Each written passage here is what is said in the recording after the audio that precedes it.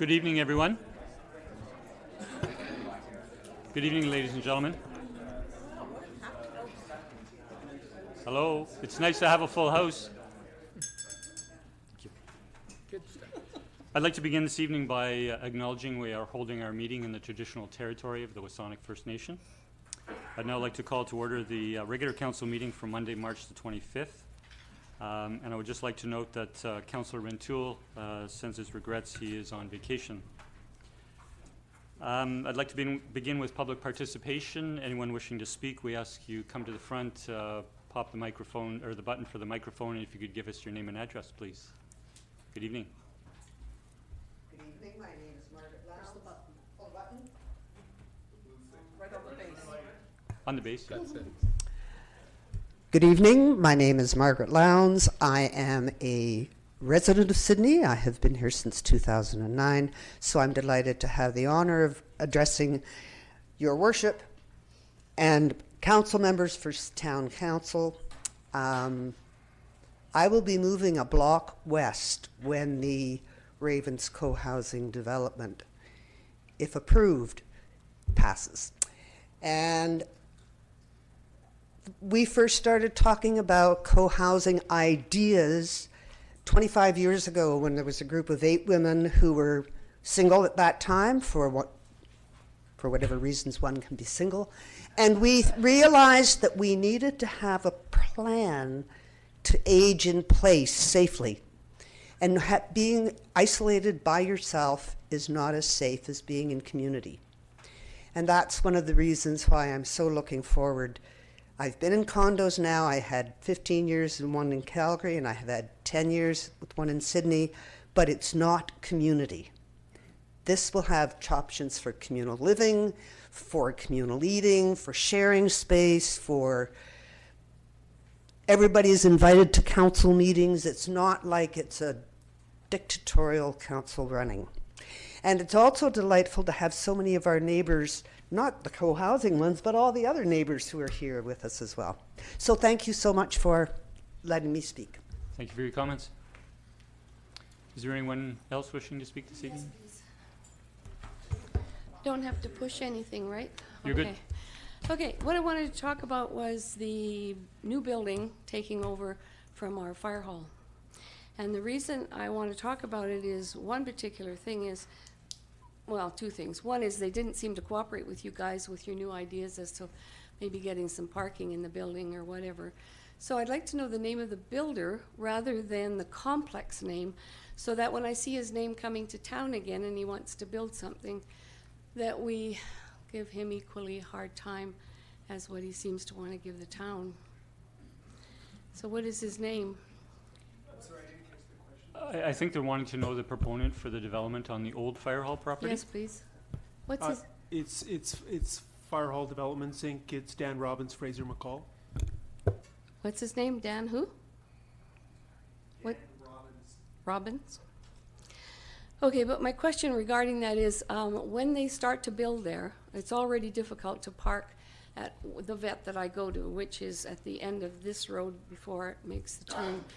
And I was talking to the vet, and I said, you know, it was a hell of a time getting parking today. And he said, I hear it all the time, because if you don't come first thing in the morning or absolutely late at night, people can't park. And some people have had to walk 6-7 blocks with their animals to get there, and they've been late for their appointment.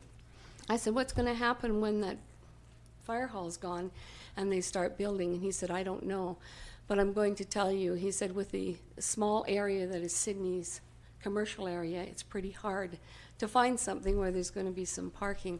So he said, I'm leaving my options open now, and I am looking around. I hope to stay in Sydney. I like it, but my options are open. I don't want to lose the vet because we got a building going in and it'll be all full of parking. So my question is there a way of busing in the workers so the streets aren't full of all the guys working in the buildings and the streets are loaded, because it's bad enough now? We appreciate your concern, and it has been considered at a higher level, given some of the size of some of the developments and the number that may occur at the same time. So staff is currently working on a revised construction management program. Okay. Pedestrian safety and right-of-ways are going to be a priority.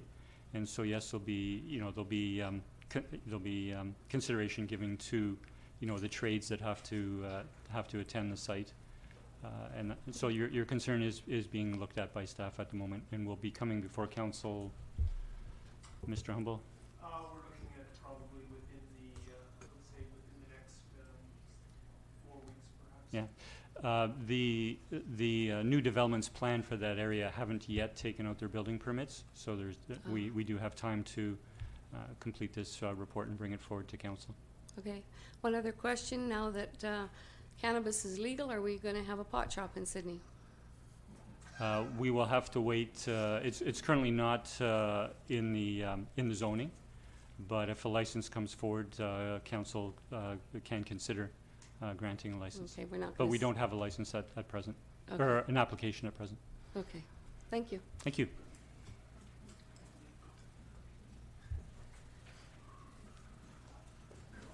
Good evening. Hi. I'm working on the 2 minutes. Sorry, your name and Sorry. 3 minutes. 3 minutes? Thank you. Name and address, please. Okay. So my name is Kay Wickham. I live in Sydney at 2499 Rothsay Avenue. We've been here since 1978, just before our second daughter was born. And Sydney matters. It matters a whole lot. We have adored our time in Sydney. It was great for raising kids, and it's going to be a really good spot for an active retirement. So we're looking forward to that as well. And I'd like to, just for a minute, talk about my introduction to co-housing and how excited we are about it. It began in Denmark. It is just, anyway, subsidized in Denmark and really popular there. We think it should be a model for how people can live here and live. We're looking at an all ages community. And I'm going to read now so that I don't get off on little tangents and I use my time well. The members are working together to develop and build an all ages village community to care for themselves and each other, and at the same time contribute to their neighborhood and to the town of Sydney. They're also very interested in caring for the planet. And this is evident in their work towards living as sustainably as possible, building to the Built Green Gold standard, preparing for solar power panels on their roof for future use of that as they become more affordable, community gardening, and through the different modes of transportation. Most are looking to own e-vehicles, car sharing, biking, walking, transit. I think, well, I'm excited about the possibility, and I think it's a wonderful match for our town of Sydney. Thank you. Thank you for your comments. Jocelyn Gifford, 10448 Albay Road. I want to commend council and staff for the public consultation about the Galleran sidewalk on Tuesday evening. I should specify I don't speak for West Sydney. I don't live in West Sydney. I don't speak for West Sydney residents. They speak very effectively for themselves, and they did on Tuesday. But as somebody who watches the process, it seemed to me that what happened on Tuesday evening was really exactly what the Sydney Community Association has been asking for by way of community consultation since we were formed in 2016. Just a list of things that I thought were done particularly well. Good notification to neighborhood residents well in advance, and clear information about how to comment if you couldn't attend the presentation. Good schedule, 5 to 6 p.m. information board, 6 to 7 p.m. presentation and question and answers, so and everybody could hear the questions and the answers, which was great. So it worked for people who are, I guess, working 9 to 5, and that's probably the majority and probably the best you can do. Good location close to the neighborhood. Between 5 and 6, the information was pretty clear on the boards. The mayor and staff were relaxed and courteous, mingling with residents, listening to individuals, having conversations. From 6 to 7, the presentation, the introduction by the mayor, the presentation by Corey Newcomb, Director of Planning, and by Bruce Demare, if I'm pronouncing that properly, from Engineering. He explained the contents and the options very well, context and options well. There was an attitude of openness and respectful collaboration. Staff and the mayor answered every question and were thanked by residents at the end. And the mailboxes will be moved in 2019, which is something that has been such a bone of contention and such a safety issue and convenience issue for such a long time. So I commend you all. Thank you very much. Thank you very much for the positive feedback. Hello, Ian Bruce, Executive Coordinator, Peninsula Stream Society. I'll try to be brief because you've got a big meeting tonight. I'd like to thank Mayor and Council for the support that you showed last week with the grant and aid. We will continue to conduct activities in Sydney as we have all along. We're doing beat surveys these days, and we have some exciting news from Sydney, from Roberts Bay. We found on 3 locations, we found foraged fish eggs. So that's sand lance eggs have been, so sand lance have been coming into spawn at Roberts Bay. So we'll be continuing to do that with the Friends of Roberts Bay and others. And we look forward to working on Ray Creek and issues around Ray Creek and working with the Ray Creek residents on invasive species as we've done previously in the past. It was brought out that there was some communications issues. That has been a lack of understanding or communications of what Peninsula Streams has been doing in the community. So to that end, I would ask for council, could be the mayor, to appoint a liaison to Peninsula Streams. Other municipalities do it. Mayor Atwell used to come from Saanich, and often it's the mayor or a councillor comes to our board meetings. They're 4 or 5 times a year. And also I'd like to have a staff liaison so that when we do have activities, we make sure that the message gets out to whoever needs to know, whether it's, so it goes to council and to staff, and it can be distributed. And also to end off, I'd like to invite Mayor and Council to accompany me on a Ray Creek walk, and I would like to impart my understanding of the 40 years of restoration and volunteer work that have been conducted on Ray Creek, mostly by the Sydney anglers. So I'm sort of the keeper of that knowledge now, passed down from Sydney anglers. So I'll be getting in touch with you to see whether some evening, not on a Monday night obviously, but some evening coming up in the spring, we'll go for a Ray Creek walk. So anyway, I just want to say thank you very much, and we'll be in touch. Thank you for your comments, and it is under consideration to have a liaison. It is within our strategic plan to review the current 45 or so appointments that the 7 of us share to different organizations in the community. So thanks for the invitation, and it will be considered. Okay, and at any time, if any of you have any questions about what we're doing or what we're up to or what we're planning to do, please don't hesitate to contact us. Great. Thank you again. Thank you. Good evening, Mayor and Council.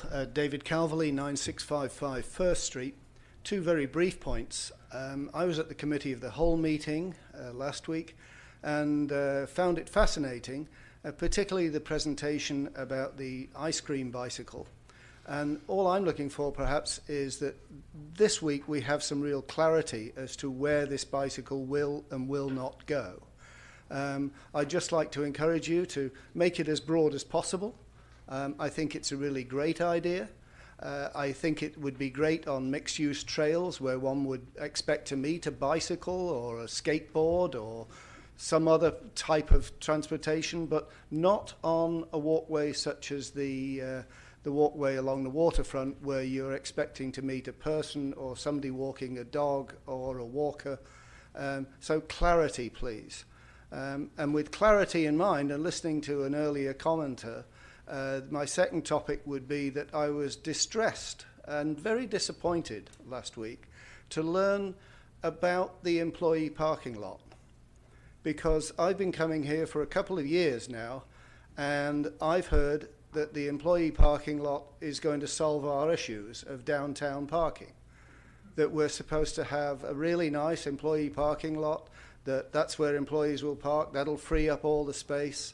You'll be able to park, you'll be able to do your shopping, and the employees will get nice little tokens, and they'll be able to hang them in their window, and they'll get reserved parking up at that parking lot that cost me and everybody else in this town in excess of $1 million. I understand it wasn't this council that signed up the agreement, but it was that council before you who built the parking lot and who signed the agreement, and who disappointed me. I just can't imagine it. But please, clarity. Thank you.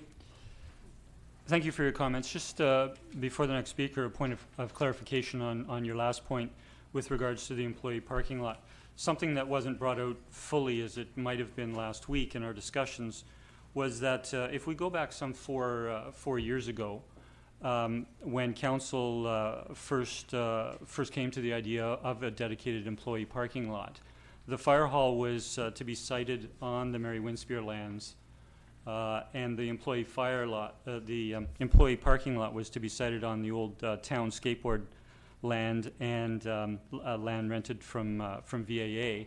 And had that been the case, then it could have been an exclusive employee parking lot because of our lease.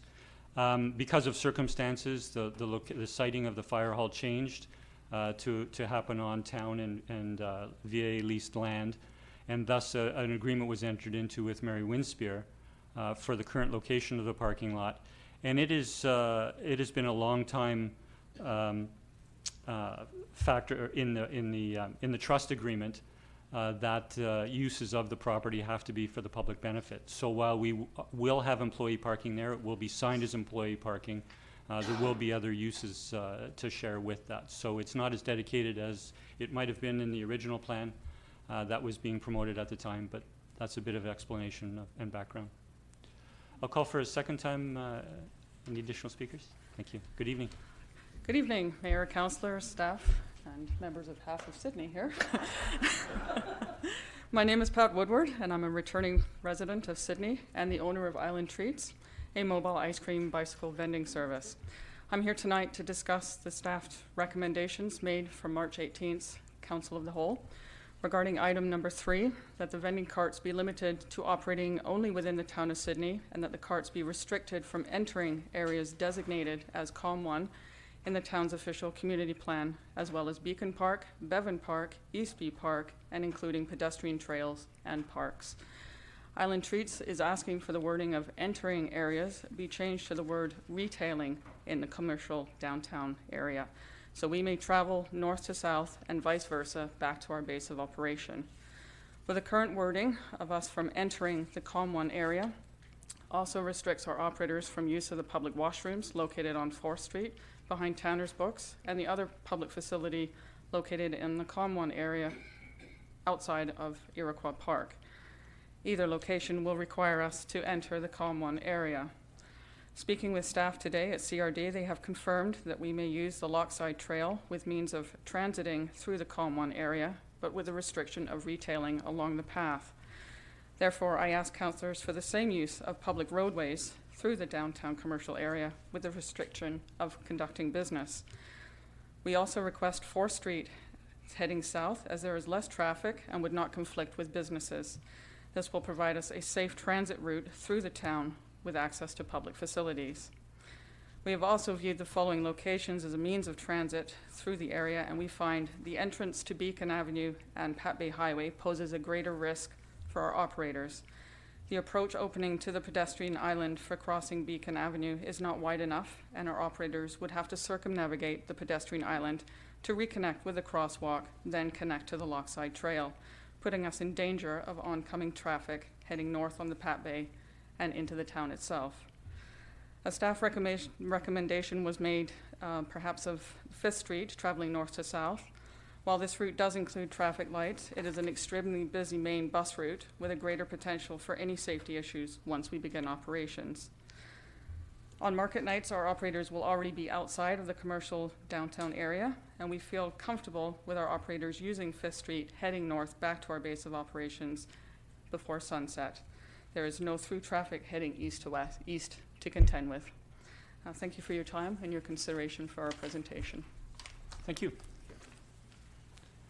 I'll call for a third time. Thank you. Good evening, Mayor and Council. My name is Teresa Wright, and I live at 2355 Breather Avenue.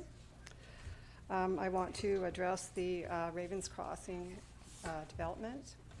The last official community plan that we had, we were designated R3, which is multifamily housing in our area.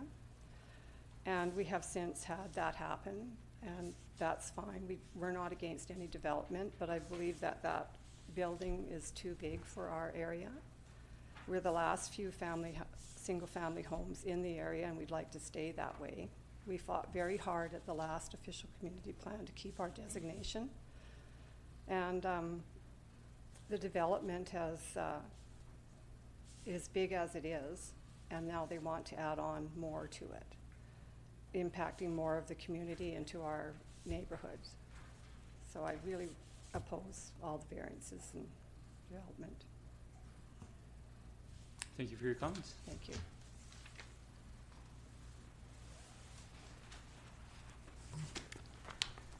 Good evening. My name is Chad McIsaac, and I'm a co-business owner in Sydney, the owner of Quint's Cafe on Beacon Avenue, along with Courtney Thomas in the audience.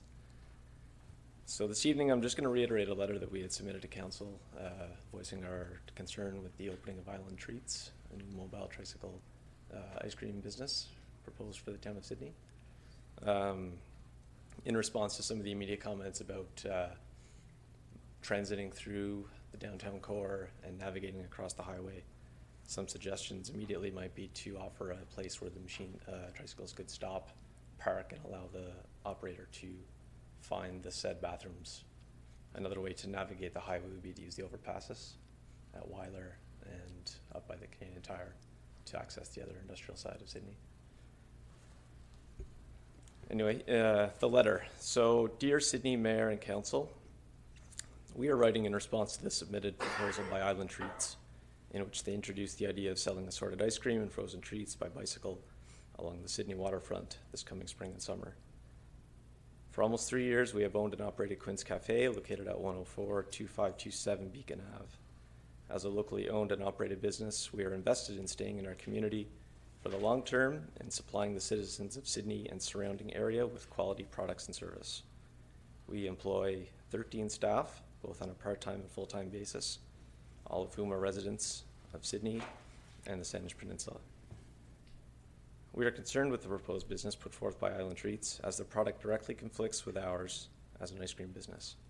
As well as operating the cafe, ice cream is a major part of our business, consisting of about 30% of our annual sales. This sales is instrumental in allowing us to operate as a year-round business within Sydney.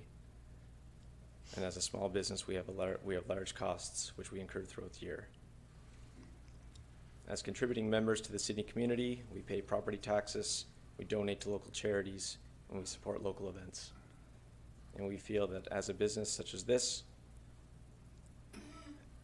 the inclusion of a business such as that would negatively impact our ability to maintain that status in the community. We're a business which many customers choose to support on a regular and often daily basis. In the summer, the tourists supply a large part of our customer base, and we are now concerned with how Quint's may be able to continue to operate in the same manner. If ice cream sales are negatively impacted, so will our business. So we appreciate your time and consideration to that. I also noticed a few points of interest regarding the minutes from last week, and I just wanted to understand a few things about compliance with the bylaws and how bylaws are regulated. I understand that should a business license be put forward and subject to meeting all the requirements of the new vendor bylaw, that it would be up to the public to raise concerns about non-compliance. Is that true? Or is there some way that the town is going to monitor and enforce these bylaws? That's the question through to staff. Mr. Humble? Yeah, typically regarding bylaw enforcement, it's based on a formal complaint basis. That's correct. So it's up to the residents to... Our current, for our various bylaws, for compliance, given the level of bylaw enforcement that we have on staff, that we're able to allocate, we do operate on a complaint basis. Okay.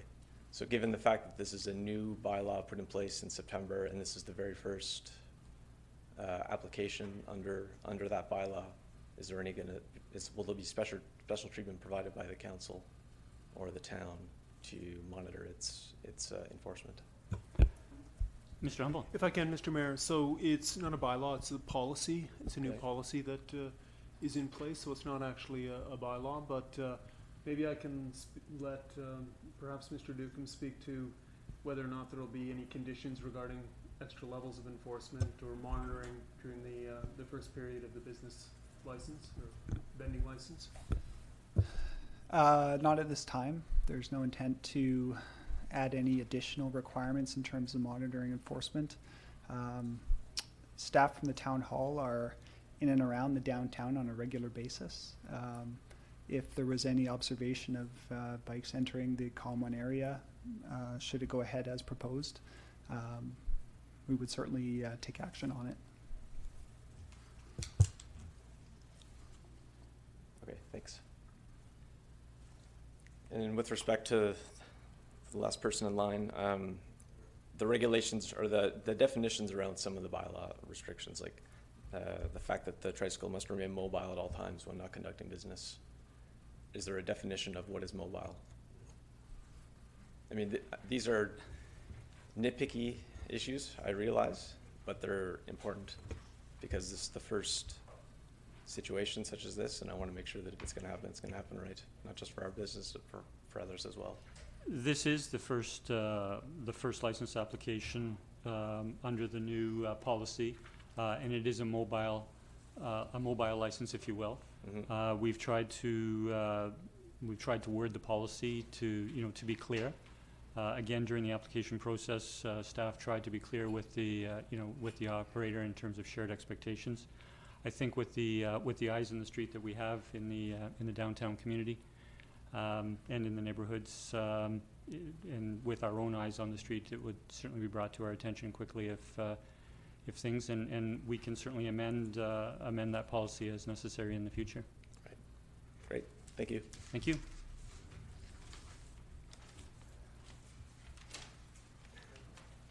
Good evening.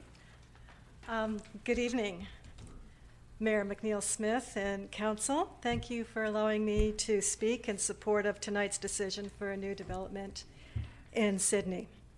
My name is Zofia Lace. I live at 1422 Lang Street in Victoria, and I'm very excited to be part of Ravens Crossing co-housing development. Never in a million years did I think that I would ever become a developer. However, this is not that type of development that we're all familiar with, and it seems to be the norm in North America. First of all, we're not a co-op.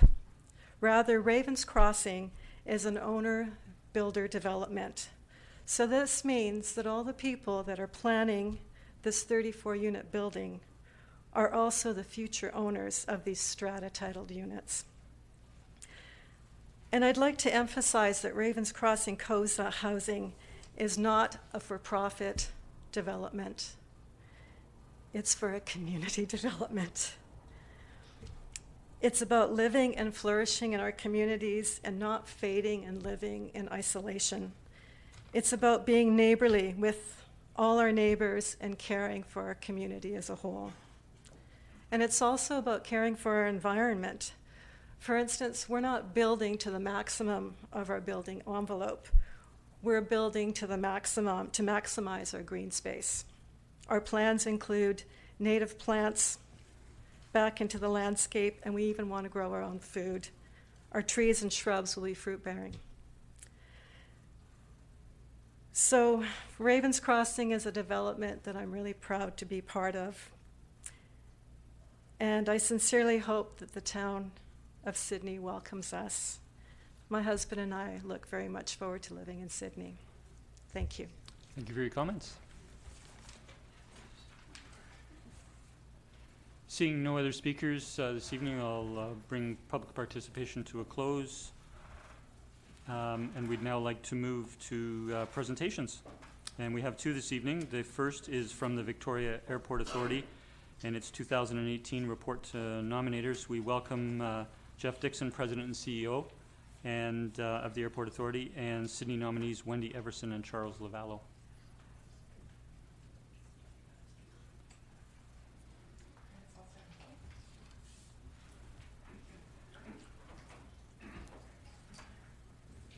Thank you for the introduction, and good evening, Mayor and Council. As mentioned, I'm Wendy Everson. I'm one of the Town of Sydney nominees, and joining me here this evening is Charles Lavallo, the other Town of Sydney nominee, and of course Jeff Dixon, President and CEO. We are here tonight to do a synopsis on the following report, which I believe all of you have received the hard copy and hopefully have had a chance to review.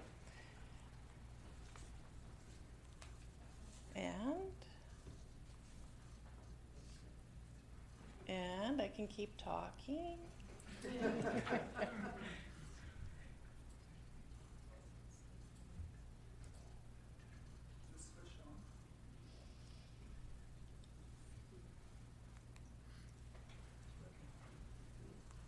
Oh, there we go. Okay.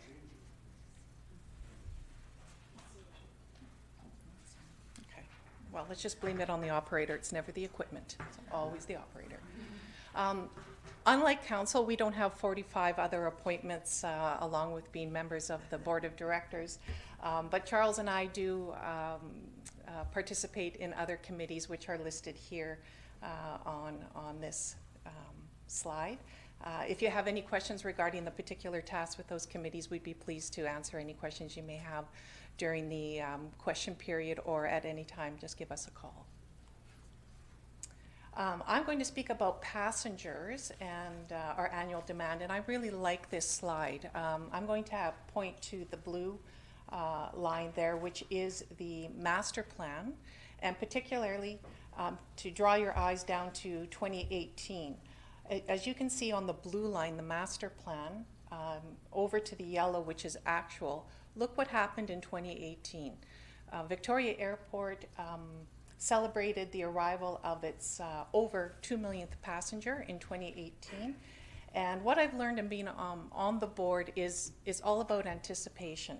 Anticipating what may be the next change, but not being too far out that you make the wrong left or right turn. While I've been on the board, I've experienced all growth, all in a positive way. In 2010, the airport actually experienced negative passenger growth. 2018, again, over 2 million. And forecasting from there, as you can see at the bottom, between 3 and 5%, with the orange being 3%. The airport plans with this particular growth in mind. But what's next? That's a celebration of the 2 millionth passenger. And it was a young lady, I believe she was 20 years old. Her name was Briar Mayo. And she didn't understand what was happening, and a number of people approached her. And because security is #1 priority at the airport, she thought she was in trouble. And this is what she was greeted by, along with an English tea and celebrations, and I believe a luggage set. This happened on December 19th. Unfortunately, I could not be there. It was my office Christmas party, and so we were downtown. Along with celebrating her arrival, I'd also like to bring to your attention the faces.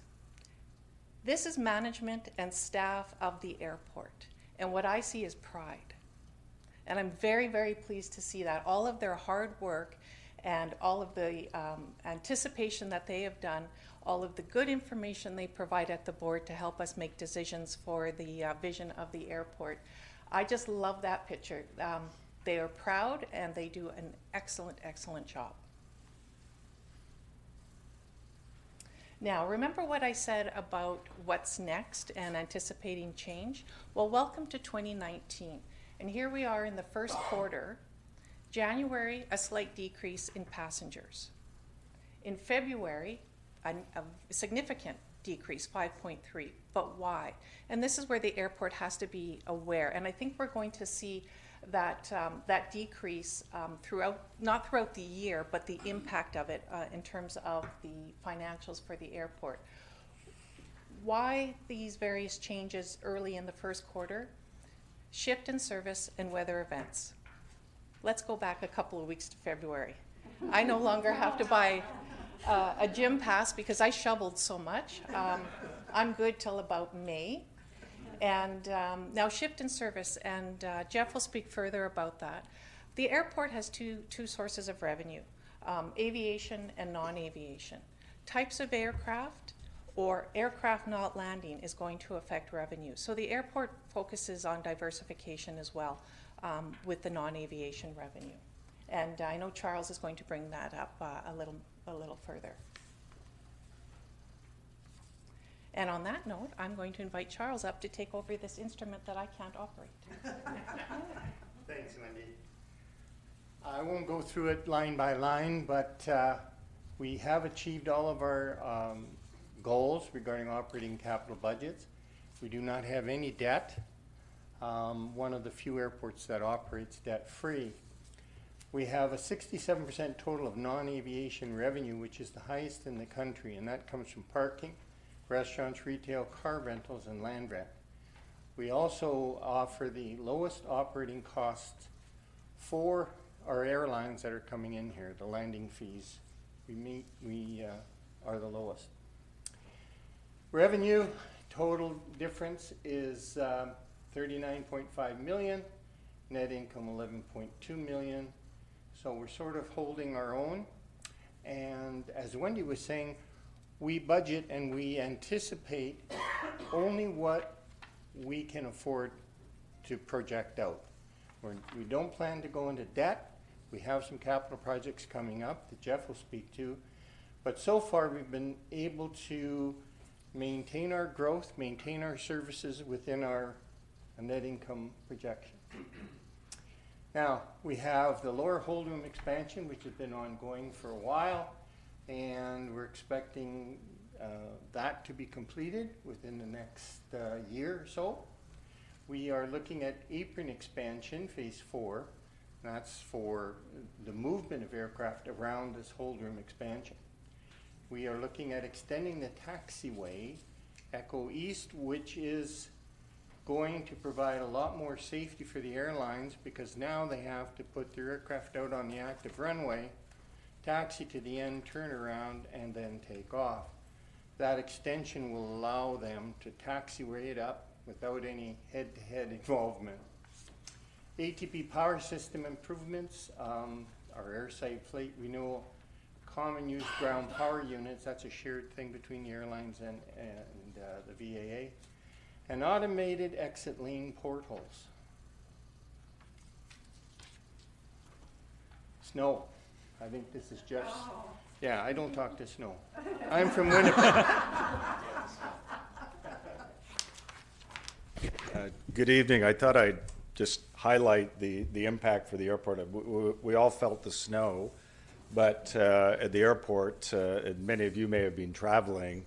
I mean, we haven't. I've been running the airport for 9 years, and we had never seen anything like that. The 25-year tower controllers said it was even worse than 96, the snowfall. There were 68 centimeters of snow fell, 2 significant events on the 8th and the 9th. But just to put it in perspective, over that 7-day window, we would have some 600 flights coming and going into the airport. 200 flights were delayed. 200 flights, these are round numbers, 200 flights were canceled, and only 200 flights operated. So the overall impact and disruption is phenomenal, but I was incredibly proud of the men and women and the efforts they made. We've invested a lot of money in snow removal equipment that touch wood, we don't use that frequently, but when you do, you sure have to have the right equipment. The other thing I'll say is the runway was actually, I'd never seen it closed in my entire existence at the airport, and it was closed twice over a 48-hour window. It just shows you the impact and the intensity of the snowfall at that time. You'll see the shape if you drive around the airport or if you've traveled through the airport. This is the single largest capital project we've undertaken. It's a $19.4 million, effectively doubling the size of our lower departures area. Where you operate today or where you board aircraft out of the lower departures area, there will be no aircraft operating in that space in the future. They're all going to move into this new section. It's effectively designed to double seating capacity. The aircraft have effectively grown from 30 and 50 seaters to 78-seat aircraft. So when you have 6 on the ground at one time, you need quite a bit more capacity, and we've seen a significant growth. We're doing it in 3 phases. First phase will be complete in August of this year.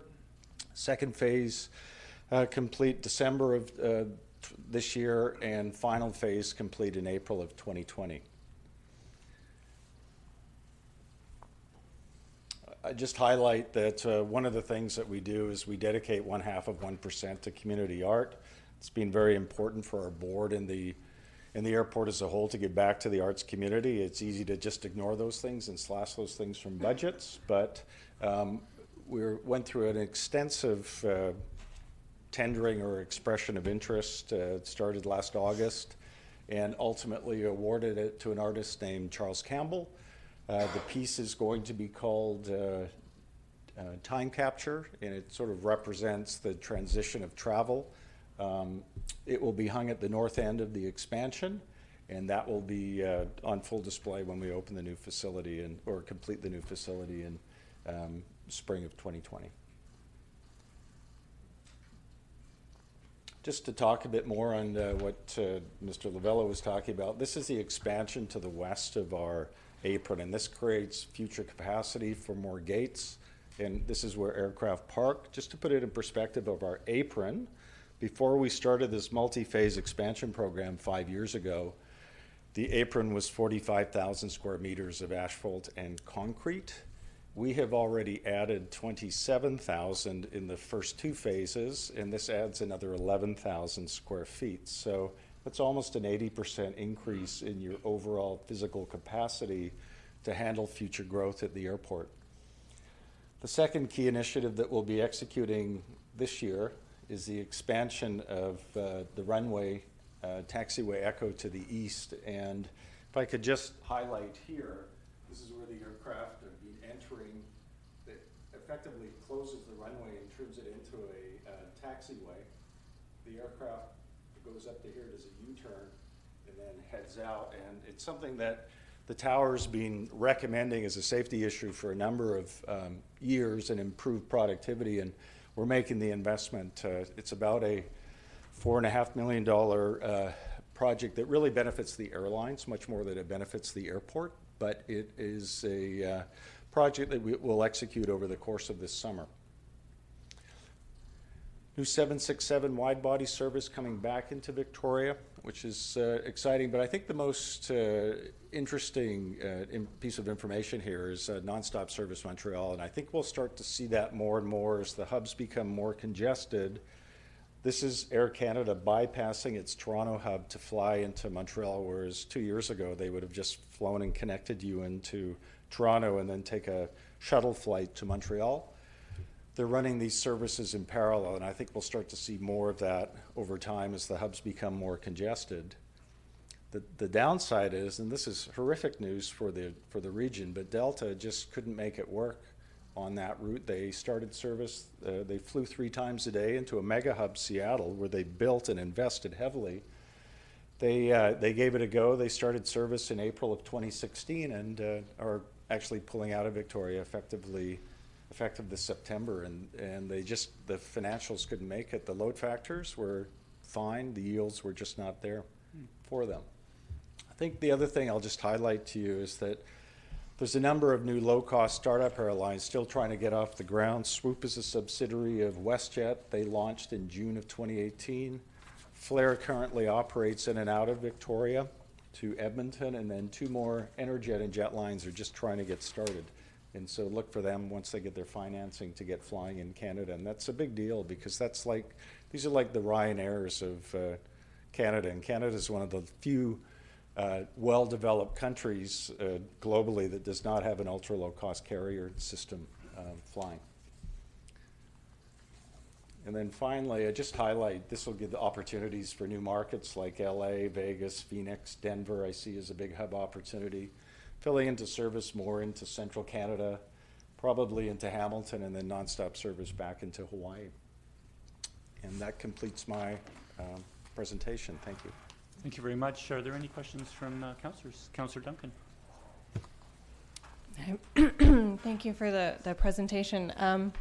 So one of the other things we have on our agenda tonight is a letter from the CRD asking us to join in on their declaration of the climate emergency. And so I'm wondering, when I look at those projections, how do you account for the fact that we're going to be needing to phase out fossil fuels and flights altogether? Well, it's an interesting dilemma, and I guess that we all have to come together and figure it out, because there's going to be twice as many airplanes flying in the next 20 years, by 2035, than there are today. There'll be 35,000 more airplanes flying globally. So the question then becomes, on what fuels? Are they going to be electrified? How is that going to be? Will you start to see Uber get into airspace? Will you start to see flying cars? Will you start to see high-speed pods connecting cities? It's very interesting. We were the 3rd airport in North America to get actually accredited by Airport Council in terms of carbon accreditation. Our footprint is about 730 tons. We measured in 2013. We reduced it 22% most recently 2017, and we're just waiting for the 2018 numbers. We're down to 540 tons. Now, it's a challenge to do that against growth, but that was primarily energy savings through new boilers in the terminal. So there's many different initiatives. We'll look at electrification of the parking lots, change our lighting sources to LED lights, and we're going to be exploring a whole host of things. So you're seeing in Seattle looking and exploring biofuels now. They're actually at the biofuel center. So I think it's something the industry's aware of, but I mean, the airlines have a significant carbon footprint, much more so than the airports, for sure. Yeah, I believe reading that 9% of our carbon footprint globally is tourism. Given the severity of the crisis and the rapidity with which we need to reduce our carbon emissions, I feel that seems like a pretty easy one to chop off when the comparison is to make people leave their cars at home and not be able to get to work at all. I'm just wondering, I saw that 66% of the airport's revenue is not the flights themselves, but things that go with them. And one of those things is your land sales. So I'm wondering if any part of that transition involves a strategic shift towards other services. The airport doesn't carry any debt, which is really great. So it feels like there could be other things that they could transition into to kind of hedge their bets against possibly a reduction in demand instead of an increase. Yeah, and I mean, we're certainly not planning for a decrease in demand. And we're certainly, you won't see an airport push for a decrease in demand. I mean, it's an economic engine for the community, and I think there's a bigger, broader, balanced scorecard to look at, but I think we have to understand the importance of road networks and rail networks and seaports and airports, and I think a vital, vibrant airport is vital to a vibrant community. So things may change over time, but you know, you have 2 million passengers going through Victoria Airport. You have 55 million going through Seattle. You have 100 million passengers going through Atlanta Airport. So it's a big world, and there's lots of people traveling. So there'll be 3 airports in China approximating 100 million passengers in the next 2 years. So there's a lot of people traveling in the world. I hope with all my heart that does not come to pass, but thank you. Welcome. Councillor, sorry, no?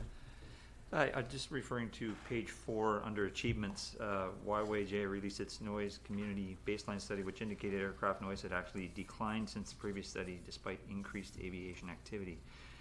Curious to what year that previous study was done, and Exactly how are they measuring that? So the study was done in 1999. That was the last baseline, and we've committed to do it every 5 years. Okay.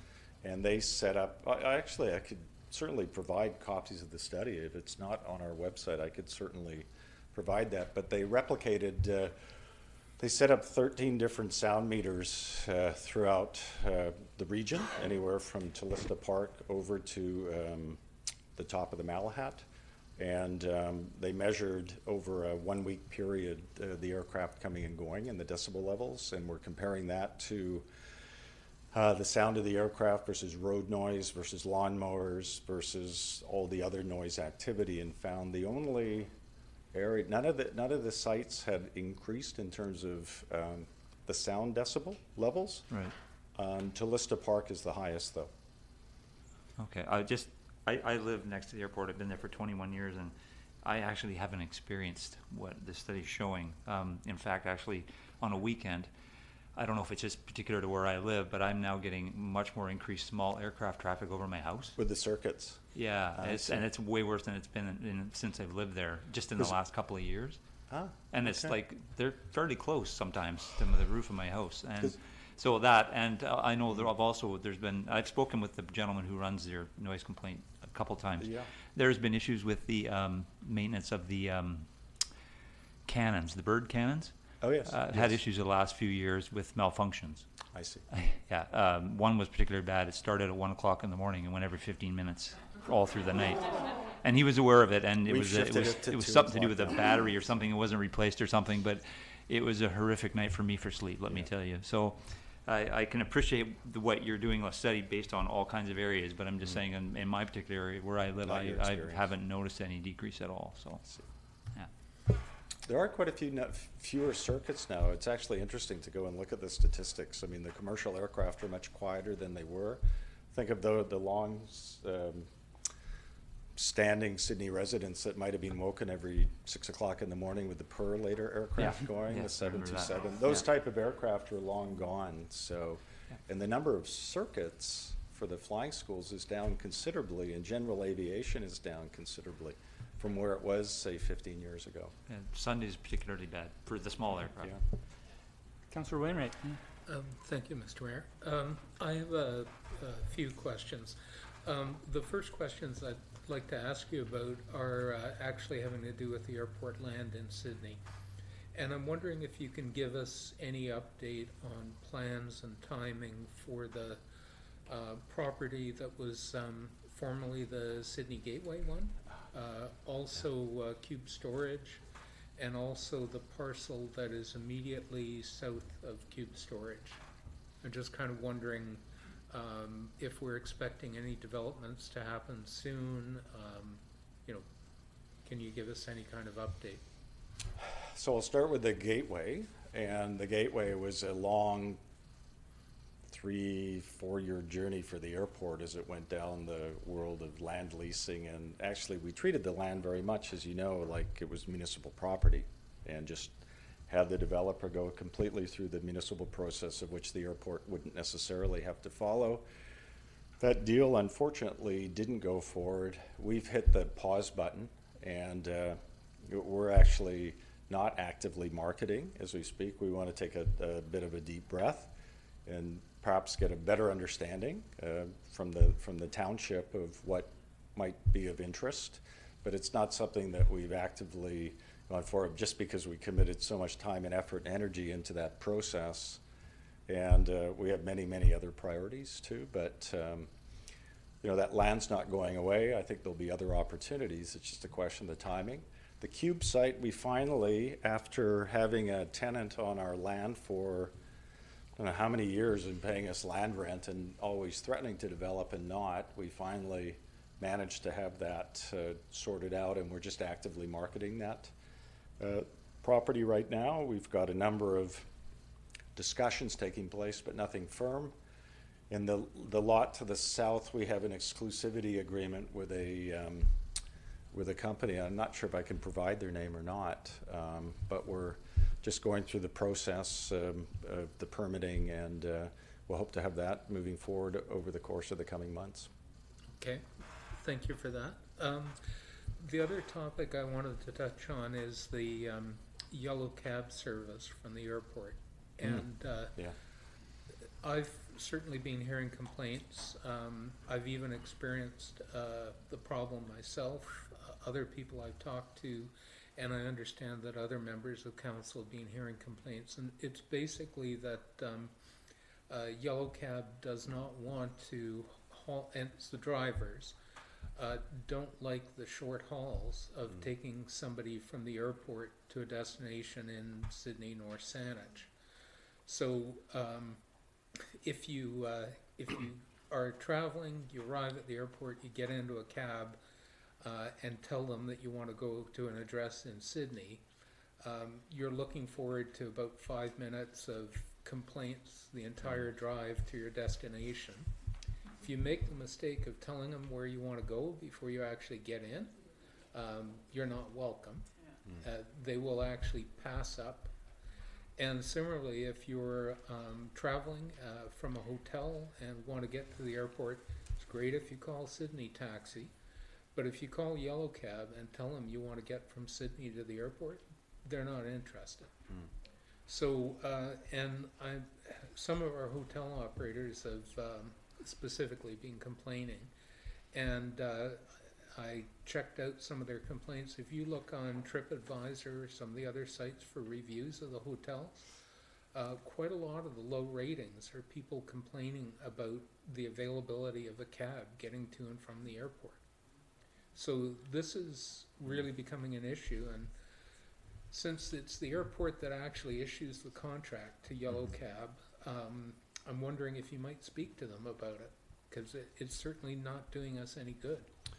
Yeah, so a number of issues there. So the Yellow Cab, just for the audience, have an exclusivity, or we have an exclusivity. It's a contract that they paid for. We are often putting mystery riders in them to understand the whole, are we dealing with this short trip issue? Because we've had many complaints on that, and then it disappears for a period of time. We put in a lane so the drivers can get back in and not lose their place and lose their, quote, more valuable trip to Langford, let's say. But I mean, if those issues are emerging, we need to know. But because we don't ride every taxi, and we need the feedback. So you can go online to Victoria International Airport and get there's input sheets right away. Now from the hotel operators, those are early morning. It's not generally, and Sydney Taxi is not picking up those people. The drivers aren't getting up in the morning early enough to drive the people to the airport. The challenge, so we actually, because that went quite public with the operators, and we went, come on, just, you don't need to bring in all the politicians, just deal with the airport staff and we'll figure it out. So we had a meeting with some of the hoteliers, and we brought the Yellow Cab board in, and part of their challenge is dispatching, because those cabs are downtown in the morning. So how do they get out to the airport in time at 4 o'clock in the morning for a 5 a.m. flight? So we're trying to figure that out with Yellow Cab, and that, and even pre-booking the cabs the night before is a possibility. But we'll work to the hotel owners. That's the first time I've been at the airport for 9 years, and that's the first I heard of the issue, not tonight, but just in the last few weeks, of picking up early in the morning to go to the airport. Okay. I can understand I have no personal experience with going from a hotel in Sydney to the airport. Right. But I have definitely experienced cab drivers that were quite unhappy with... From the airport, too. Yep. Yeah, and I've heard that much more. So I think the other comment I'll make is that I think legislation will be passed for the transportation network companies like Uber and Lyft to begin operating. Then we're going to have to figure out how to allow them and operate through the airport, but I think that will start to change the accessibility issues as well. Okay. That was all I had. Okay. Councillor Fowler. Thank you, Mr. Mayor. Thank you, Mr. Dixon. I'm not going to belabor the cab issue, but I will say that I had my own experience having booked the day before for the early morning, and I even phoned at 2 o'clock in the morning when I got up. Yes, and unfortunately the cab didn't arrive. So it is a problem. So from that, I'll move over to transit. And I see in the report that you're talking, it says here, increased airport frequency with 42 services a day between Victoria Airport and McTavish Road interchange. Have you noticed any impact to passengers coming and using the bus system? Is that something you're aware of? Not really. I mean, I think the transit guys, it's a real struggle because everybody wants the bus service, but they're kind of empty buses. And so we've got to figure out a way to improve the ridership. I think I would certainly like to see the 72 bus come all the way into the airport, because right now it comes down, I guess that's East Saanich Road, and veers off at the traffic circle and drops off at Willingdon, and you get a connector bus. But so you can't really still get same bus service to the airport. It's all connecting through the interchange. So the volume of bus activity has increased immensely throughout, from the interchange to Sydney, and from downtown to the interchange, and from the interchange to the airport. It's gone up immensely, but we just haven't seen a big shift in mode conversion. And frankly, our cars parked is growing at a faster rate than our passengers. I mean, it's quite interesting, the dynamic as the city grows to the west and you grow into Langford, the car trip distance, right, versus parking versus cab fare is really, and bus accessibility isn't great from the West Shore to get to the airport. So okay. It's a challenge, though, but I meet regularly with the CEO of Transit, and we'll try. You know, I mean, everyone we're agrees with the goal.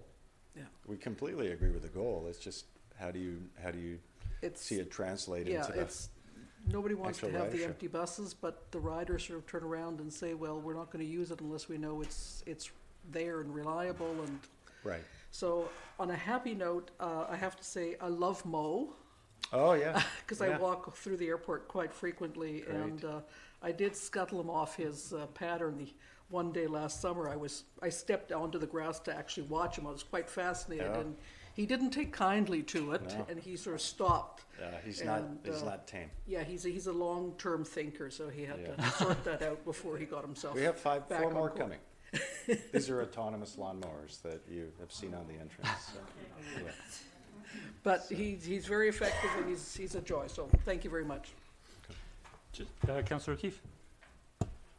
Thank you. So just a question about possibility of hotels on airport land. And one thing we've heard quite a bit over the last few months, we've heard from our local hotels, the Mary Winspear Center, who holds conventions, where they've had to turn away conventions because of lack of hotel space here. Also heard from Destinations of Victoria about trying to promote more sport tourism in the area, and that lack of availability of hotel rooms is kind of holding us back. And so I'm just wondering, with all that land out there, is that something that you might be looking at or considering?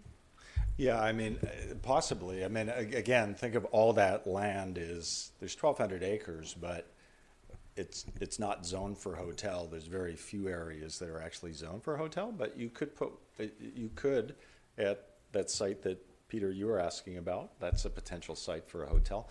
Hotels typically need an acre or two. There's 10 acres there for lease, so it would have to be with something else. The other place you could look for a hotel potentially is if you think of, but we have to adjust the entrance roads first. So you come in on Electra Boulevard and then around. Ultimately, that road has to find its way back towards the softball, baseball diamonds on entrance. And in and around that entranceway, you could probably look at somewhere on the east side of the airport, some kind of a hotel development there too, potentially. But, you know, we're starting to get queries, but nothing firm. I was called the day after the Omnicron deal was announced of not going forward, and 2 different hoteliers called. They wanted to own the land, not lease it, but some will be interested in leasing it, I think. Jeff Dixon, Wendy Everson, Charles Lavello, thank you very much for your presentation and taking questions.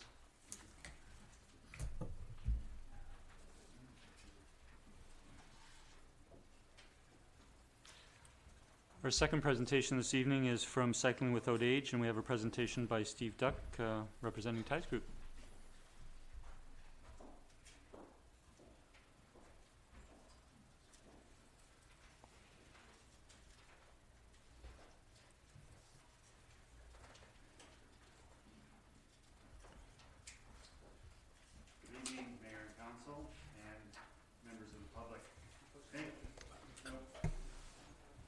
turned that off? Good evening, Mayor and Council, and thank you for inviting Cycling Without Age to share its story with you tonight. I'm not going to play the video because I sent it out earlier and hopefully you've had a chance to watch it, and we're in the interest of time right now. It might be valuable to move on. Tonight I'm going to share the story of Cycling Without Age in Sydney, a bit about our bike, our pilots, bicycle safety, and the journeys we'll be taking through our community. Before I leave that slide though, part of what the video you watched introduced the founder of Cycling Without Age International, Oli, and he talked about going to a nursing home for his first ride with a rented pedicab and taking out a woman by the name of Gertrude. Well, in Sydney, our Gertrude is this gentleman here, Daryl. And Daryl took the first ride. We just had to get the bike out and see how it went in early January.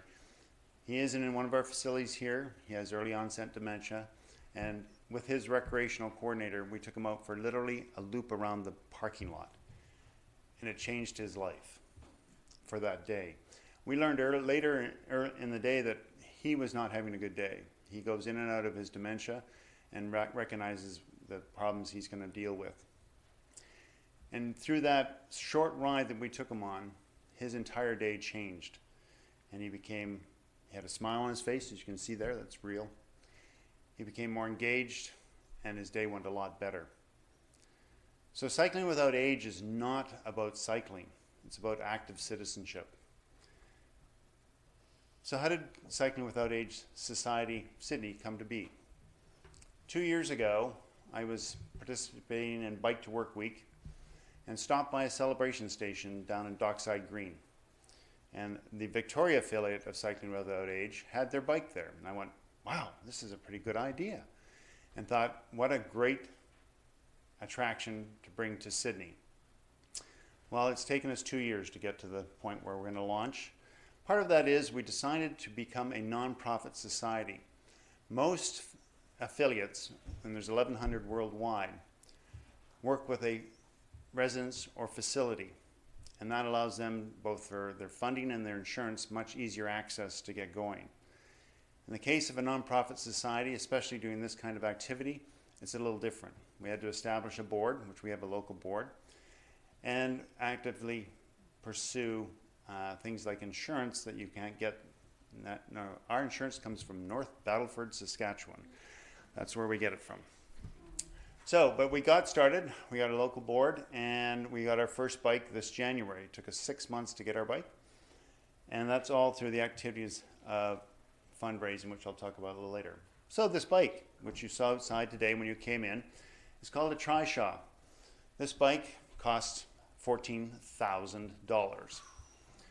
And the reason it costs $14,000 is it comes from Denmark. It's built in Denmark and brought here, and half the cost of getting here is shipping. It's a great bike. It's very well engineered. It's an electrical assist, which gives us the opportunity to move 2 people around it at any time. But yes, we anticipate and believe that we'll have 6 of these in Sydney in short order because of the demand we're already seeing. We're also talking to Innovation Camosun and one of the affiliates in Alberta to see if we can get a Canadian product on the market. Our pilots. We have 7 pilots here tonight in the audience, including one of your colleagues, and all have gone through this training. And we do a very extensive training with our pilots to make sure they're ready to get out on the road. Every pilot must have a valid BC driver's license, must have completed a criminal record check, goes through 2 days of training, and that's 6 hours each day, finding out about the different things, which includes part of senior care orientation, and that means how we get the people in and out of the bike. And this is very important because you see on that picture there, this panel pops out to allow us to load people that are in wheelchair, people that have had a stroke, people that can't walk well or unstable, so that they can slide in easily. Now, we don't anticipate as pilots as doing that loading because in most cases there'll be a recreational manager or volunteer with that passenger to make sure they're comfortable. Plus, when they complete the 2 days of training, they must then complete 6 hours of time on the bike. Most of these people are active cyclists, but once you try riding this bike, it's not like your normal bike. So it's important that they get comfortable with the bike as well as the routes we're using. And finally, they're reviewed by a current pilot to make sure they've completed all these aspects. We indulge very seriously in bike safety. All our passengers and pilots wear helmets. Our passengers are seat belted in, so if there's any bumps along the road. We have lights both front and back during daytime running. We have reflectors on the bike, and we keep our speeds to 10 to 12 kilometers an hour. And the reason for the slow speed is not necessarily just for transportation, but it's also for that active citizenship I mentioned earlier. It's the communication between the pilot and the passengers, because that's really the activity of the day. Also, we have taken a business license out of the town of Sydney and made sure that we're in compliance with all activities we're doing there. And we've consulted the local RCMP detachment to make sure that their understanding will be on the road. The journey. So a little bit about roadway awareness, the bike routes we use, the length of the ride, route emergency procedures, and stops along the way. We have chosen routes in the community that are both safe and quiet. We're certainly looking to make sure that we're managing our presence in traffic, because we are part of the roadway. We're not on sidewalks and that sort of thing. We are in the lane. We're going at a slow and steady pace, so we have the reflectors. We're going to have a big slow-moving triangle in the back eventually. We're getting that made. And we have a flag so that we stick out. We obey all the rules in terms of stop signs and turns. Our first bike route, leaving from the area where most of the facilities are, is down into the Roberts Bay area. And again, it's about the journey. We're looking to get to the beach, in the case of Roberts Bay, or out onto the water so the passengers can have an opportunity to look out and see things there. Our second route is into the downtown area and out to the piers, and giving them a little more of an idea of the hub of activity of Sydney. These are our only two routes right now. We'll look expanding them as we start to get more bikes on the road and looked around. We've already explored the fact that we can go around the flight path and other routes in Sydney. Our route emergency procedures are very basic. Stop the bike, call 911 if it's emergent, call the care facility, passenger first aid if required. And we don't train our pilots with first aid training because we are proximate to any first aid services we need. As well, the volunteers with them is trained in that thing. And then getting back to the facility, and certainly we have a number of forms we have to fill out relative to that. So we're not going to be first aid attendants more than we are going to make sure that we're taking care of the process. Stops along the way. It is about those stops and taking in the journey. One of the reasons we became a nonprofit was not to just serve one facility, but to serve the entire community. And you know by the demographic of this community, there are a lot of people that maybe one partner is in the facility and one partner is still at home, or both are still at home. We will address that. We have a booking system in place where people can actually book. If they're living on Bowerbank somewhere, we'll go and get them and take them on one of our routes. We don't necessarily have any requirement for them to come to the facility where we start from, nor do we expect them that we would drop them off there. We will take them to and from their starting point. And we are also aware of their health and dietary needs, so that if there's a chance to stop for a coffee and a cookie at the Sydney Bakery with Quince next door, we will do that. They won't be getting out of the actual bike, but we'll get that service and bring it to them. And already we're getting the queries and the eyes and the questions along the way about what is this thing and what does it do in Sydney. We're producing a postcard that will provide that information so we can hand that out to interested onlookers. So how does one support CWA Sydney? Well, tonight I want to thank you for considering us for a grant and aid, and hope that we see that approved tonight, because that will help. We work by donations, sponsorship, and volunteers. Our donations come from interested parties. We're working towards becoming a nonprofit charitable organization. We have our application before the CRA, Canada Revenue Agency, to get that so that we can start to fundraise and better that way. We have sponsorships, both in kind and in cash. Our sponsorships currently are with Sydney All Care Residents, which provides a secure underground parking that keeps our bike and equipment dry. And they will accommodate up to whatever number of bikes we bring to town, so we thank them for that. That's in kind. And Russ Hayes, the cycle shop in town, is providing all maintenance for all our bikes from 1 to 6. So we have some good support in that respect. And again, hopefully the town is going to be one of those that does that. Our volunteers for one bike is 3,000 hours a year. So when you think we're going to have 6 bikes here, that's 18,000 hours of volunteer time. Well, the people in the audience, there's 7 of them here tonight that have gone through that training, and that will only continue to grow. We offer 2 rides a day, every day of the week right now, 9:30 and 1:30, and we'll be adding a 3rd ride through the summer months to provide opportunities to get everyone out as much as possible. It's a very exciting endeavor, and I look forward to taking you on a promotional ride, which we offer, and showing you a little bit about what Cycling Without Age Sydney does. Any questions? Do any councillors have questions? Councillor Garnett.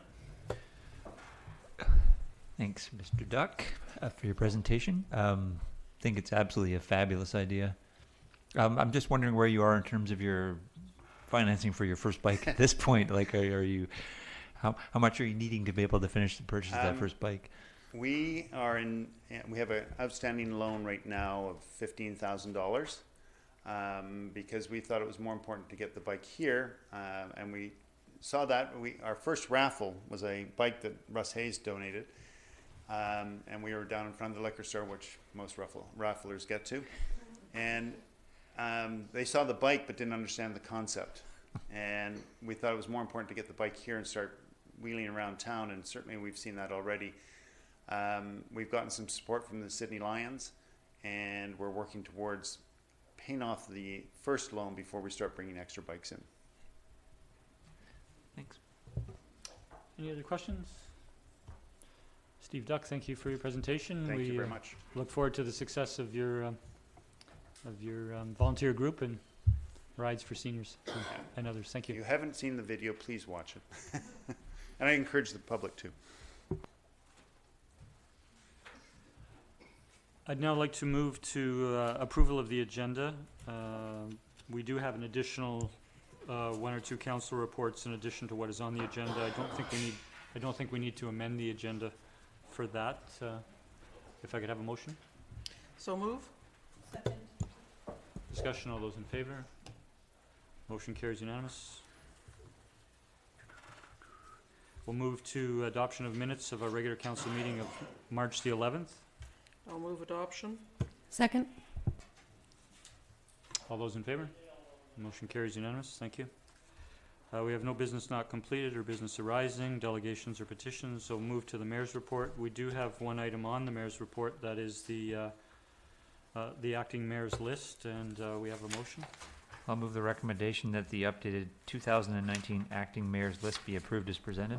Second. Discussion? All those in favor? Motion carries unanimous. Thank you. I have 3 other items I'd like to touch on under mayor's report. The first was the town hall that we held last Tuesday, and I won't go through it in the detail I was intending because we had very positive feedback during public participation tonight. But it was an innovative new approach to engaging the community. This council is committed to doing that, and I think it was a success. And we'll look for opportunities in the future. I think given the situation with the remediation of Ray Creek, it will be an opportunity to do a similar town hall for the residents of Ray Creek once we have more information from Transport Canada on that project. The second item I want to touch on is the Capital Regional District. I serve as the town's representative to the CRD board. The public may know that there are actually 3 boards involved at CRD. There's the Capital Regional District Board, there's the Capital Regional Hospital District Board, and there's the Capital Regional Housing Corporation. Last Wednesday, we approved the final budgets for 2019. They were provisionally approved by the previous board, and the consolidated operating portion is 313 million, which will pay for a range of regional services and sub-services to over 413,000 people in the region. That is the 13 municipalities in the 3 electoral areas. Such services include our Panorama Rec Commission, our Wastewater Commission, and for example, that's a local service on the peninsula, and then a regional service would be the regional parks, for example. And in addition, the consolidated capital portion of those 3 budgets is $503 million. That's about half of that is the core municipalities wastewater treatment plant, which doesn't impact us here on the peninsula. The financial plan is available on the CRD website. I do intend to meet with staff, my CRD alternate, Councillor Fallett, to bring forward at the next council meeting 2 weeks today a little bit more information about the CRD budget and impact on Sydney residents. The last item I want to touch on is we have the return of the Anacortes Ferry, what we call the ferry between friends. This coming Sunday, March 31st, from 11 to 12. We invite all members of the public to attend our short ceremony. It's short because the representatives from the Mayor of Anacortes, Washington State Ferries, and sister cities arrive at 11:10, and then they catch the ferry out at 12:05. So we have a fun but short and sweet ceremony, and we look forward to that and good weather as well. That concludes my mayor's report. I'll move to councillor's report, and we have 2 from Councillor O'Keefe. Thank you, Mr. Mayor. My first one is from the Victoria Urban Reconciliation Dialogue. It's a full page long, so I'm not going to go through all of it. It was in the agenda package for people to read ahead of time. I'll just point out a few things. So the Victoria Urban Reconciliation Dialogue was a group that was brought together by Victoria Native Friendship Centre. It includes representatives from local government, provincial government, federal government, and some of the key areas of focus. It was a place for people to come together to support the urban Indigenous voices, to enable community engagement, and to generate tangible actions towards reconciliation in the Greater Victoria area. So there's been a couple meetings so far. The last one, some of the things that came out of it in terms of local government's role in advancing reconciliation. What's useful is to hear what other organizations are doing, other local governments are doing towards reconciliation. So it's like a sharing of best practices. So some of the things, for example, is the Esquimalt mayor and councillors have regular meals with their First Nations leaders. Out in Souk, with their local First Nation sponsors, they have monthly meetings to educate non-Indigenous community members on issues surrounding reconciliation. Langford is partnering with First Nations on economic development issues, and they're looking at different ways to reduce hiring barriers for persons, for Indigenous people. There's a number of resources that were identified, which I think are useful if people want to get more information for that. And so I'll continue to attend these meetings and look at the various resources that are available related to reconciliation. And as I see things that I think might be of interest to council or for staff possibly, I'll continue to bring those forward for information. Thank you for that update. Okay. The other topic is working group on healthcare. So this is something that our MLA Adam Olson established just recently, and what he's wanting to do is bring together the representatives from each municipality and also from our First Nations to talk about healthcare issues on the Saanich Peninsula.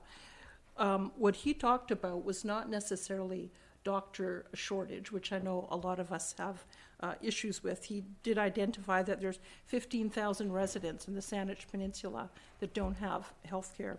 He talked about a new model of health care that the province is looking to roll out in the near future, talking about primary care networks, looking to provide a system that will provide a range of different healthcare options through this network, and that the establishment of different community healthcare centers and also urgent primary care centers in the area. What he said is that they're waiting for some other changes in terms of the master agreement for physicians, because it will determine what sorts of things physicians will continue to do and other things that maybe nurse practitioners might take on. So there's some sort of those issues that need to be worked out, and then they'll start to roll out this plan. He mentioned as they get closer to rolling out these new centers that they would be coming to local governments, possibly to look for zoning changes or looking for space where these might be accommodated. So as more information comes available on that and more details, I'll bring back that information to council. Thank you for that update as well. Councillor Fallon? Thank you, Mr. Mayor. Two things I would just like to touch on. My role as a liaison to ARTSI, the Community Arts Council in Sydney, and I see that last week I left council and senior staff with a task to be a bit creative for ARTSI. They've got a program on right now that's puzzle pieces, and they're going to build a big wall with all the puzzle pieces, and people are encouraged to come in and decorate. So I'll just quickly show you what came up from some of the pieces from my fellow councillors and senior staff. I'm still waiting for a couple, but I won't look at anybody and name names. I'm working on it. These are all very supportive of our town. So I think when the puzzle wall gets put up, it'll be quite clear. And I hope that Sydney will beat out our competition in North Saanich, who is playing a role in it. Central Saanich just said to me when I spoke with Councillor Bob Thompson, their arts liaison, he said, Barbara, it wasn't terribly well received. I don't think there's going to be a big uptake on that one. So I just want to, and I see later on our agenda that ARTSI has written a letter that we had earlier in the year when we were doing the budget, decided to give them $3,000 towards the sculpture walk, managing the sculpture walk, and it's now between ARTSI and staff coming together with an agreement, and they're looking forward to taking on that particular role, so I'm quite happy and excited for that. The second item that I want to just bring an update on is my role as a representative at the Vancouver Island Regional Library. And it's been quite an eye-opening for me exactly what our library system is. So if you'll bear with me, I'm just going to give you a little bit of background. I think it might be of interest to you. So the Vancouver Island Regional Library, or VRL, has been around since 1936, when it was the second largest regional library system in North America. And today, VRL serves an area ranging from Haida Gwaii to the Central Coast, some of the Gulf Islands, and much of Vancouver Island, serving 430,000 people through 39 branches over an area of 77,000 square miles. And right now, it is the 5th largest library system in BC.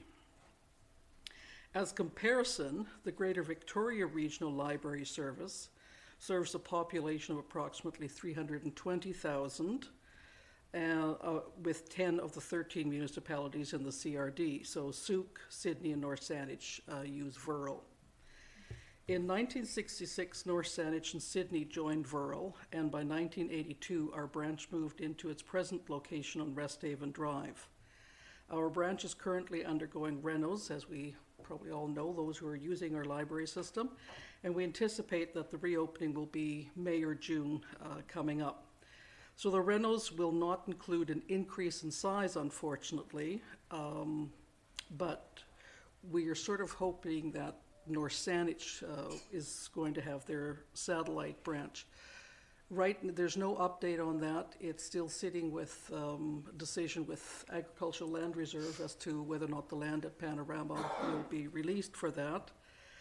What is concerning is that, as we're all aware, construction costs are rising, and Vancouver Island Library System is also experiencing it, and stated on Saturday at the meeting that they are continuing at this point to move forward with all planned capital projects, but they are going to be looking at future projects, what they're going to do and what they might put on hold.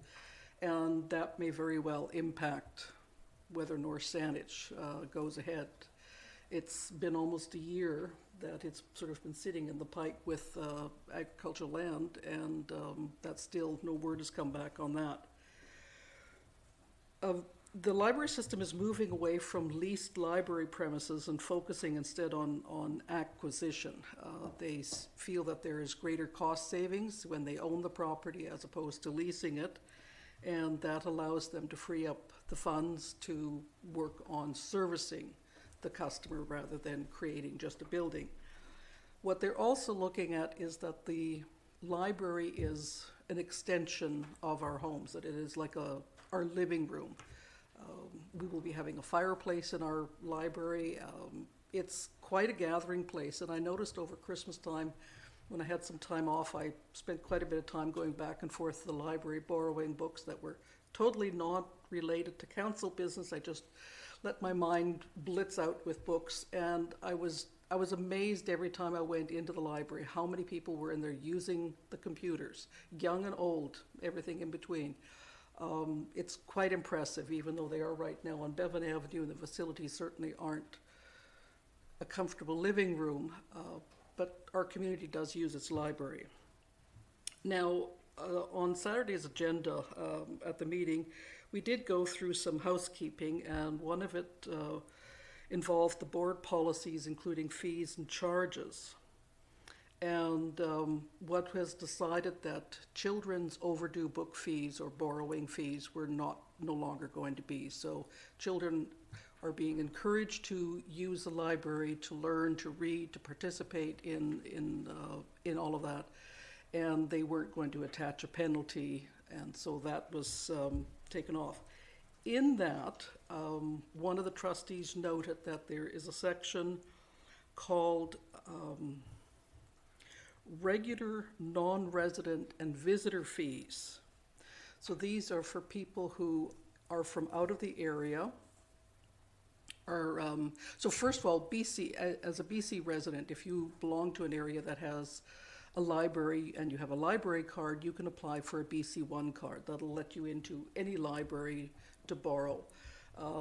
There's a basic service that you get for that BC1 card. If you want more than that, there is a fee attached to it. So what they have is called a regular, non-resident, and visitor fee. So if you were coming from Alberta and spending some time here and you want to use the library, you can go and buy into it, because obviously your tax dollars aren't supporting the library system, and you can buy a pass. And they have 1, 2, 3, 6, and 12-month passes for a household, and it ranges from $20 for 1 month to $200 for a 12-month pass. The second category, and this raised some concern with a number of trustees, is called a non-resident from a former VIRL area. VIRL is Vancouver Island Regional Library System.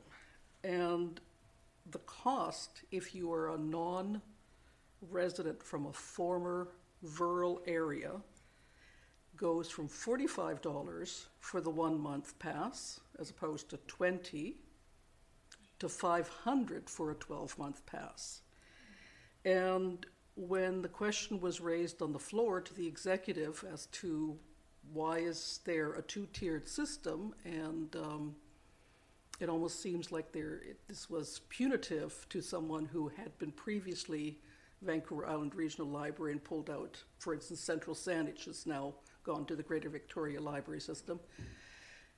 And we couldn't get an answer from staff or executive. So a motion was made that we wanted a staff report, and the next meeting, which is coming up end of May, hopefully we will have an explanation. my curiosity got me. I did take a look online to the Greater Victoria Library System to see if they had a two-tiered system. There wasn't. I did speak with Councillor Wainwright, or I emailed him because I know that he's had a longer experience and has some background, and he did give me an explanation. I don't know if it jives with what the board policy was, but I might ask him to perhaps fill in from his perspective, if he can, to just some sort of an explanation of why there might be a two-tiered system. Sure. So when I first got on the library board, there was a two-tiered system, and the thing actually driving it was View Royal at the time. So I'll just explain what was going on there. My colleagues mentioned this one card that's available. So if you belong to a library, you can get this one card, and then you can use library anywhere, and it's free. And typically Greater Victoria was expecting that a non-resident was actually somebody who lived, say, on the peninsula and was using Virl instead, so that you were an occasional user, but you were a regular user in another library, and that was great. So, you know, the fee would be low. So View Royal set up what's called a Public Library Association, and it was about 1,000 square feet in the basement of the town hall, run by volunteers, and it was primarily donated books, mostly, almost entirely used paperbacks. And it was a fairly low level of library service, but they were a registered public library with the province. So what that meant was that, well, what happened was they got a certain number of complaints about the level of service, and what the council of the day did, because it was expensive to join either Greater Victoria or Virl, they decided that any of their residents who wanted a library card, they would pay for it, because it was cheaper for them to pay for a non-resident card from Greater Victoria than it was to join the library system. So that obviously created some big problems for Greater Victoria. So what Greater Victoria did was they increased their non-resident fee to somewhere around $300. I don't remember exactly what. And it put pressure on View Royal. They could no longer afford to buy people non-resident cards. And that put a certain amount of pressure on VRL, because we're in the same general area, and VRL also increased its non-resident fee. So that's what was going on. And a couple of years later, View Royal actually joined Greater Victoria, and the problem kind of went away. One of the things that's going on now, though, is treaty negotiations. And currently, the majority of the First Nations are within a regional district, and the regional districts are all members of the library system. All of the regional districts on Vancouver Island, for example, belong to Virl. So those First Nations are within the service area, and the library, both Virl and Greater Victoria, are providing them library service. And the cost from, say, the town of Sydney or a regional district is normally collected through a levy, and the library can send a levy to a local government, but they can't do it to a First Nation under the Indian Act. There's no way for them to levy taxes on federal land. So they would have to do it through some kind of contractual agreement, but VRL's got this huge service area, and there's something like 50 First Nations within the area. It wasn't practical for them to do it. So they've been providing the service free. As a First Nation takes out a treaty, like Monmouth did, they become a local government, and part of the negotiations are whether they're going to join the library or not. And if they choose not to join the library, they are no longer part of the service area, but they've made a conscious choice not to pay for service. And I guess the thinking is there should be some consequence. You shouldn't offer them the same deal that you would to a visitor from Alberta or whatever. So I think that's why the two-tiered system now. It's a complicated explanation, Yeah, but well, it does make sense. it obviously is complicated, but I appreciate that input, and I will certainly come back after the next meeting, hoping that VRL has had an explanation. But I was surprised on Saturday that they were not able to. They just simply said it was board policy and could not explain it. So that ends my my report. Thank you. Do we have any other councillor reports? We'll move on to item 10, which is committee reports, and we have minutes from our committee of the whole meeting from March 18th, 2019, and if the audience this evening can bear with us, we have 8 recommendations coming out of the committee of the whole meeting from last week. I'll move that the minutes be received. Second. All those in favor? Motion carries unanimous. The first recommendation has to do with the 2019 grants and aid, and I'll move that the following 2019 grants and aid be approved. Cycling Without Age, $1,000. Peninsula Figure Skating, $500. Saanich Peninsula Folk and Fiddle Festival Society, $1,000. Saanich Peninsula Piranha Swim Club, $500. Saanich Peninsula Pipe Band, $500. Sydney Concert Society, $1,500. Sydney and Peninsula Literary Festival, $500. Crisis Intervention and Public Information Society, $600. ORCA, Oral Care for Children and Adolescents, $2,000. Saanich Marine Rescue Society, $1,900. Peninsula Stream Society for Core Operations, $1,000. Peninsula Stream Society for School Programs, $500. Greater Victoria Bike to Work Society, $500. 676 Kitty Hawk Sponsoring Committee Society, $750. Navy League of Canada, $750. Peninsula Dry Grad, $1,000. Sydney Guide and Scout Hall Society, $500, for a total of $15,000. Second. Mr. Humble. Mr. Mayor, I'm just wondering whether or not we want to sever those items that were conflict. Yes. So if I could pull out the Sydney and Peninsula Literary Festival, the Sydney Guide and Scout Hall Society, and Cycling Without Age. Yes, I do have a conflict on the Sydney and Peninsula Literary Festival. I'm going to recuse myself if... could you call the question on the rest of it? Okay, sorry. We'll call the question on the rest. All those in favor? Sorry. No, we're doing the list with those. We're doing the list without... Right. Good. So I will call the question. All those in favor? Motion carries unanimous. Thank you. If you could then take the chair to do the... Sure. Thank you. Should I just recuse myself and you can do those 3 at Yep. the same time? That would be most convenient. Okay, so as the acting mayor, I guess I get to take over, and I'll just continue with the motion. Cycling Without Age, 1,000. Sydney and Peninsula Literary Festival, 500. Sydney Guide and Scout Hall Society, 500. And I'm missing one. No? Okay, thank you. Second. Okay, and so that's move that. Do I have a seconder? Seconded. All in favor? Opposed? Carried? Bring them back, please.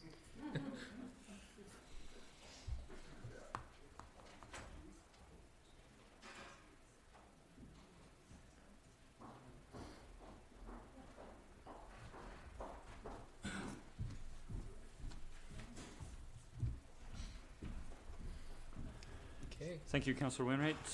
Moving on, I'll move that the 3 churches, Peace Lutheran Church, St. Andrew's Anglican Church, St. Elizabeth's Church, continue to each receive $500 for a total of $1,500 in grants and aid in perpetuity. Second. Any discussion? Councillor Pellet? I wonder if I could ask for a friendly amendment and leave off the last 2 words in that motion, in perpetuity. That was, if I could request a comment from staff, I think that was the intention of the motion. Staff will be informing them of the decision to not review them at any set time frame, but we'll be asking them to let us know if they discontinue the service, and then we can bring it back for reconsideration. Comment, Councillor Fowler? So one of my thoughts was that I had briefly made note at the last meeting with the food bank having a greater buying power than the individual churches because they're buying in bulk. And my thought at that time, and I hadn't expressed it well, is that rather than us turning over $500 to each of these three churches, that if the money were to go to the food bank and allow the food bank to do the purchasing and have the churches apply to the food banks for that, that would buy more for the money, I believe, than to the churches. So I would like to review this again in a year's time. I'm happy giving them the money the way it is right now for this, in this motion, but I would like to leave off in perpetuity so that we could look at this again next year.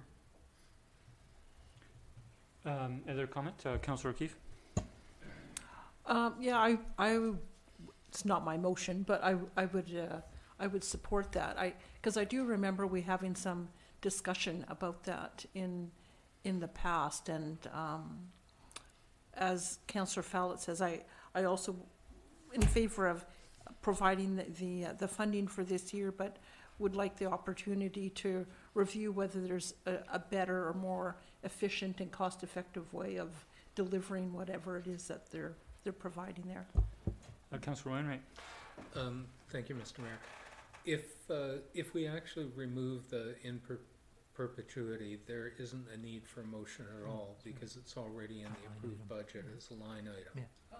So that's one comment. I guess the second comment I'd make is that even with this motion in perpetuity, that does not stop council from reconsidering the motion at some future point in time. So it's more a statement of intent than anything binding, and I don't have strong feelings either way because of that. I have two comments. First is I think while it might be more efficient from a food purchasing standpoint, and I don't know how much more efficient $1,500 would be, it's a different opportunity for members of the community to access a meal that might not otherwise use the food bank, for example, homeless or otherwise individuals. And as Councillor Wainwright has mentioned, we can review it at any time. My second point is actually a question through the staff. So the status, if we don't pass a motion tonight, is do we have to review it on an annual basis then, as part of grants and aid? That was the intention of making it permanent. So if council wishes to review every 3 years, and that remains an option, just let me know. So sometimes keeping it simple is the best, though. Sorry, for clarification. So if we did not pass a motion next year, would it have to come forward in grants and aid, or would it continue to be a line item?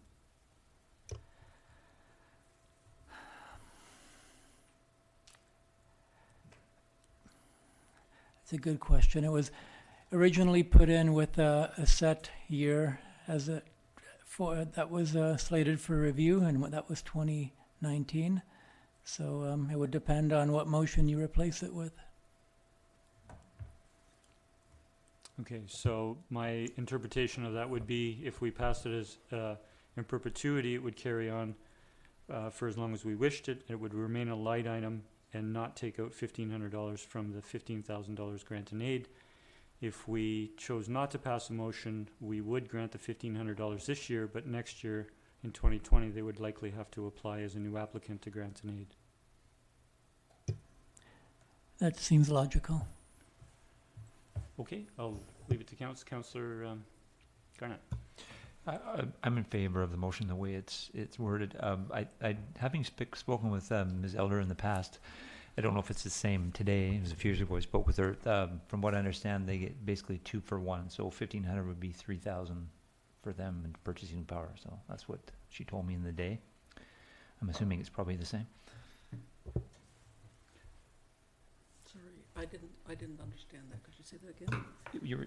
They get basically. She told when I asked her that same question a few years ago, she told me that basically they get $2 for every one. So if they had $1,500, she basically gets $3,000 of purchasing power. The food bank. The food bank. Yeah, food bank. Yeah. Okay. Yep. Councillor Fallon? So I just wanted to clarify. I was not suggesting that the churches wouldn't get the money.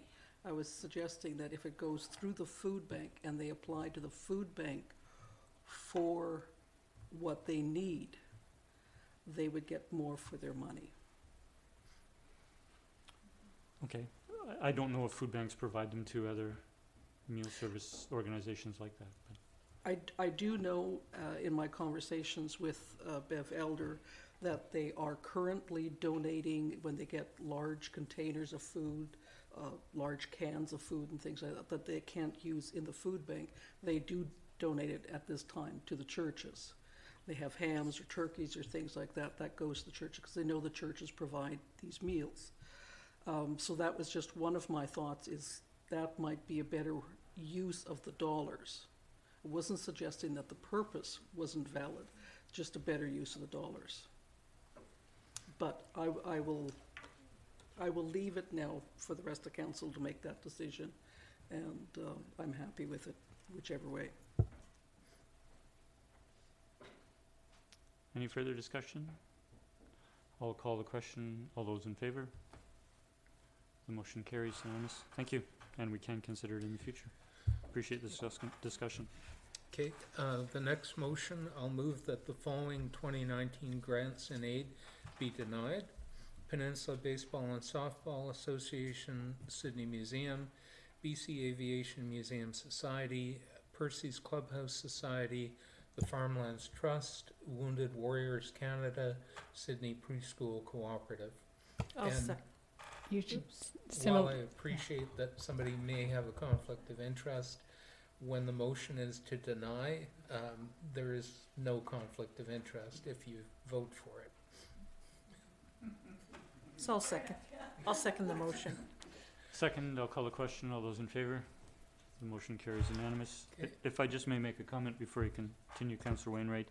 We want to thank the applicants. We had 25 applicants apply. There was $75,000 in requests from those 25 applicants, and we had $15,000.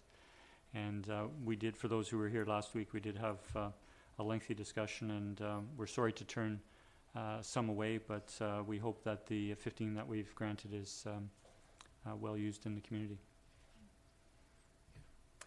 Okay. Next motion, I'll move that council advise ORCA, Oral Care for Children and Adolescents, that grants and aid funding to ORCA will be phased out over time. Second. Discussion? I'll call the question. All those in favor? Opposed? Motion carries 6-1.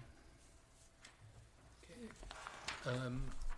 Next one is with respect to the Vancouver Island South Film and Media Commission, and I'll move that the Vancouver Island South Film and Media Commission be approved for a grant to be taken from the Economic Development Fund in the amount of $500.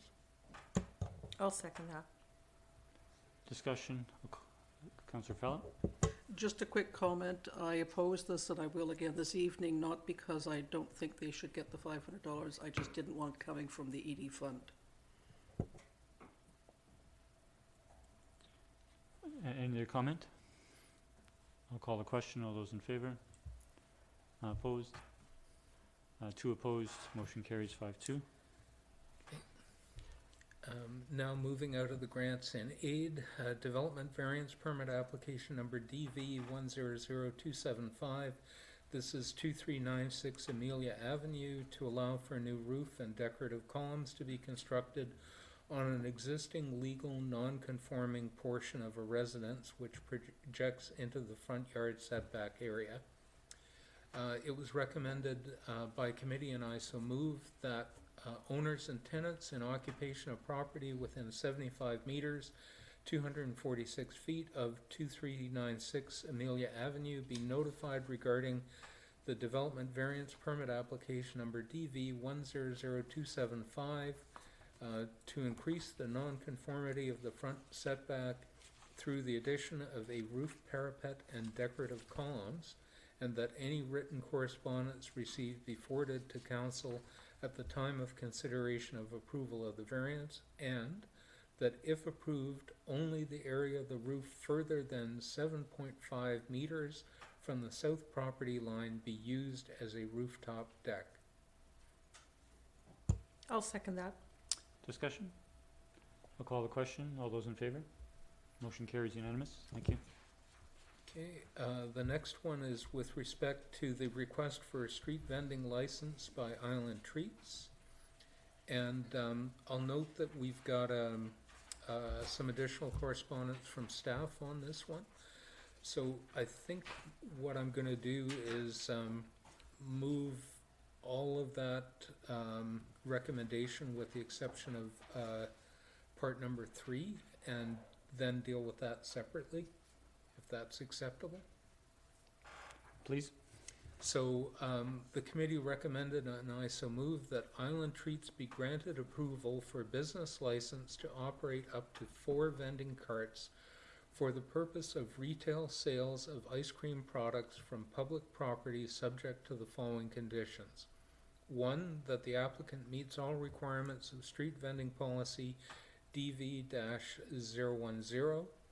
2, that prior to issuance of the business license, the applicant provide proof of Vancouver Island Health Authority approval and the required liability insurance. 4, that the vending carts remain mobile at all times and only stop to make a sale. 5, that waste generated from the business be prohibited from being deposited in municipal waste containers. And 6, that the business license be limited to the retail sale of ice cream products only. Second. Discussion? I'll call the question. Councillor Wainwright. Sorry. The one item that there's been some discussion about, and in fact I guess it came up during public participation, is this requirement to remain mobile at all times. And there's been a bit of discussion on social media. The one thing that seems maybe a bit problematic with that requirement is that we have some playing fields that have parking lots next to them that are off the road. Typically you'll get a crowd of parents and siblings watching, you know, their kid on the field, and they're probably interested in having ice cream, and having the cart stay mobile and kind of requiring people that chase it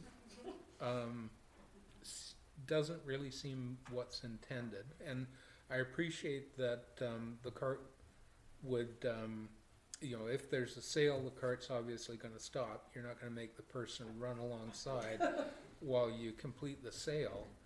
But it does sound reasonable to let them stop at times in a situation like that. So I've made the motion that came out of committee of the whole. I confess I'm a little bit uncomfortable with being that restrictive. Councillor O'Keefe, then Councillor Duncan. Yeah, I think I agree with that.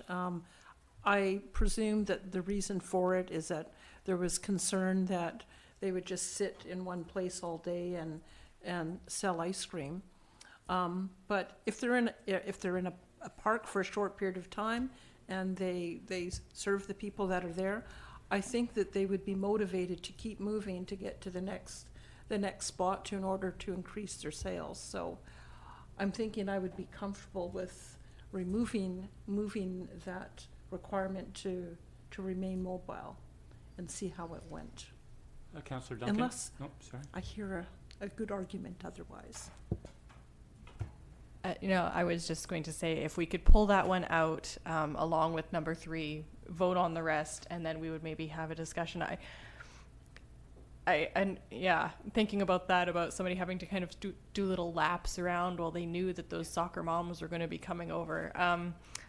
But at the same time, I know that a lot of the businesses would be worried that once you have somebody who's able to say, okay, there's going to be a soccer game coming on, I'm just going to park my cart here and sit here for the next 3 hours because I know this is it, that's where they're going to start worrying about the competition. So I feel there needs to be some phrasing that we do need to put in. We can't just remove that entirely, so we might need to have a discussion about that item separately outside. I have a suggestion on wording, but I agree with the suggestion of removing that item and considering it with the third paragraph, if the mover and seconder That's fine.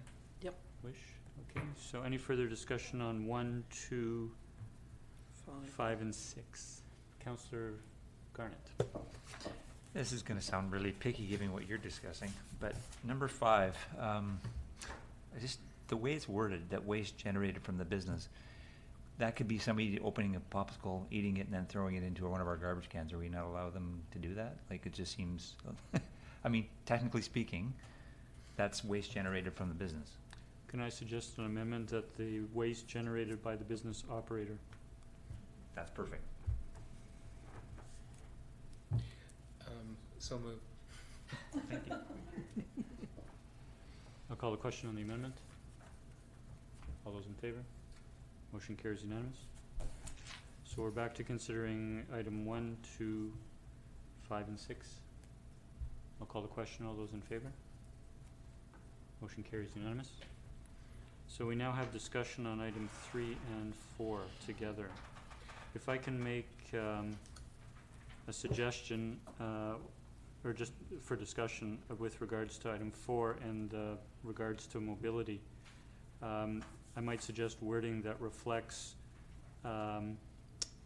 being able to stop in the parking areas at Talista Park, which would be both the Arts Center parking lot and the boat launch parking lot near the skateboard park, and the public parking along Iroquois Park, from Iroquois Park down to the soccer fields, and in public parking spaces adjacent to other parks in the town. Councillor Wainwright? Thank you, Mr. Mayor. I was thinking along the same lines, where we would allow them to stop in public parks. And then I don't think we'd have to be specific about exactly which ones. The other thing we might consider to address the concern that came up was to say that they can stop for a maximum of, say, 15 minutes, which is enough to be there, be visible, make a bunch of sales, move on, come back later, not be there for an entire 3-hour soccer game. Just before going on to just, the reason for my wording was to not have them actually in the parks on the narrow park pathways for pedestrian safety, but that was my reason. Councillor O'Keefe, then Councillor Fallon. I think I would be in favor of just taking that out completely. I feel like we're trying to impose too many things, which just makes it more complicated. I guess my thinking is that we're already restricting them from conducting business in a certain area of the town. So if they decide to stay at Talista for a whole hour or wherever they're allowed to engage in business, I say let them sell. If there's people that want to buy ice cream there, let them sell ice cream. And we're already keeping them outside of that core area. So I don't think it will have, I don't think we need to have that in there. We're already restricting the area where they can go, so I'm not too bothered about whether they're mobile or not outside of that commercial zone. Other comments from staff? Councillor Fallon? I would agree with Councillor O'Keefe. I think we're being too prescriptive. I understand clarity is important, but if we start saying things like 15 minutes, I don't want someone standing there with a stopwatch looking at this. They are a mobile service. They aren't a brick and mortar. So being mobile, the principle is they're going to have to be moving at some point. And while I appreciate that we don't want them stagnant and setting up shop, they are going to go where the people are, and that's what's differentiating them with the bricks and mortar. And I have complete understanding for the people who have the shop fronts, but that's where they are, and this is an industry trying to service another part of the market. And I think we should let them go ahead and do their job. When I was listening to the presentation last week, and I saw the struggle and I heard the struggle between what they want to do and where their customer is and how they're going to get them, we have to give them some leeway along with telling them what we want in the town. And I think we're already doing that. But to start defining, they're not allowed on the pathways. Bicycles aren't supposed to be in a pathway, so I don't see them going on the pathways in a park. I would like to leave that number 4 out. The emphasis being that they are a mobile service. Another comment? I'm sorry, was that a comment, was that a motion by Councillor O'Keefe? No, not yet? Okay, can I make it one? I've sort of lost track, sorry. Okay, we're gonna have to divide it unless we want to Okay, be divided. consider 3 as well. So I'll suggest if a mover wants to divide 3 and 4 and speak to item 4. I'm happy to see that divided. Okay, so if we're looking at removing it, we don't need to pass a motion on 4. It would no longer be part of them, no longer be considered? Or do we have to consider it because it was brought forward from Committee of the Whole? Yeah, my suggestion would be I'll make the motion as it's stated under number 4, and if Council wants to vote that down, they'll vote it down. If no motion is made at all, I think that's probably not a good way for us to resolve the issue. So I'll move that the vending carts remain mobile at all times and only stop to make a sale. And if it's going to be voted down, I need a second. Second. Further discussion, I'll call the question. All those in favor? Those opposed? Motion carries. Okay. Okay. We're now on to item 3, Okay. and Councillor Wainwright? So the original wording for number 3 was that the vending carts be limited to operating only within the town of Sydney, and that carts be restricted from entering areas designated as COM1 in the town's official community plan, as well as Beacon Park, Bevan Park, Eastview Park, and including pedestrian trails and parks. And we heard during public participation the safety concerns about being restricted from entering that area at all. And the suggestion that's come forward from staff is rather than restricting them from entering, we should be restricting them from retailing within those areas. And they've made a suggestion of a transiting corridor. What I'm going to propose as wording, which might get defeated and replaced by something else, is that the vending carts be limited to operating only within the town of Sydney, and that the carts be restricted from retail sales in areas designated as COM1 in the town's official community plan, as well as Beacon Park, Bevan Park, Eastview Park, and including pedestrian trails and parks. So, and if I get a seconder. Second. Okay, thank you. That would allow them to traverse the downtown core, but they wouldn't be able to make sales. So if somebody attempted to flag them down and say, hey, I want an ice cream, they'd have to say, sorry, I'm not allowed to sell until I get 2 more blocks. Councillor O'Keefe? So I just need some clarity in regards to parks. So any parks within Sydney, or are we talking parks in the downtown core? If, like, I have no objection to them selling ice cream at Rathdown Park near my house. So are they going to be allowed to sell ice cream there? I guess what I'd be more comfortable with is, I think our concern was with the downtown area parks, with Beacon Park, Bevan Park, and Eastview, because that was closer to the downtown core. So I'm wondering if that was our intention, if we can just take off the end parks at the end. I would be fine with that. Okay. If I could make a comment in that the proponents during public participation spoke about the how busy the corridor we had originally suggested of 5th Avenue is, and was suggesting an alternative 4th Street, which is less busy and still cuts across the COM1 area. As well, the proponent, I believe, was requesting access to the public washrooms, and that public washroom is just off the corner of Beacon and 4th.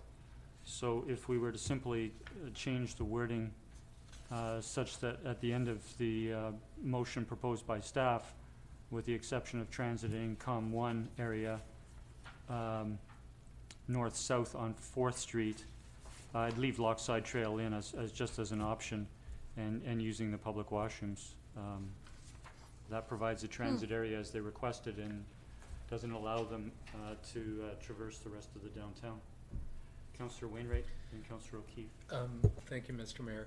I still think it might be better to not specify a particular corridor, and one of the reasons I'm thinking that is when we have a lot of construction activity on the go, sometimes that particular corridor is not, is blocked and there's a detour. And if we're that prescriptive about where they're allowed, they can't take the detour.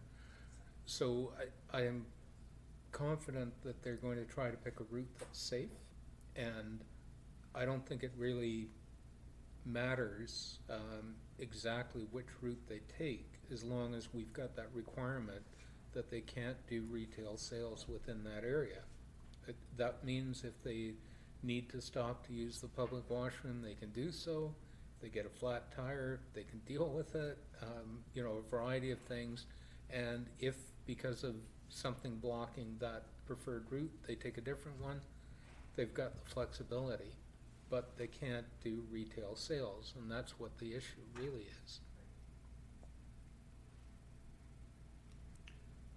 Okay, so we haven't spoken to the remainder of the motion with regards to waterfront walkway, pedestrian trails. In the motion that I proposed, it said and including pedestrian trails, which I'm assuming includes the waterfront walkway. Okay.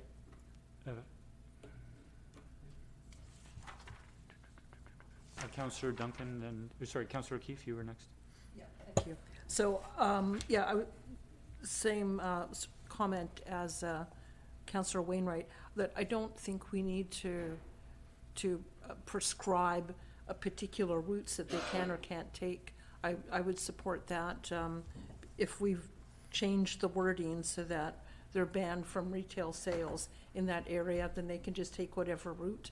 And I guess, maybe they might stop, there is that possibility, but I would think that they're gonna wanna be respective of the rules. It's their first year operating business. I wouldn't think that they would wanna risk losing their business. So I'd be willing to just take Councillor Wainwright's recommendation on that and leave it at that. Councillor Duncan. Thank you, Chair. I just wanted to address, because I know we had comments from the audience about the clarity, and that they were concerned that if we did not have the restricted from entering on the pedestrian trails, that meant the bikes were going to use these as some sort of throughfare, because currently those pedestrian trails, cyclists are allowed to dismount and walk their bikes.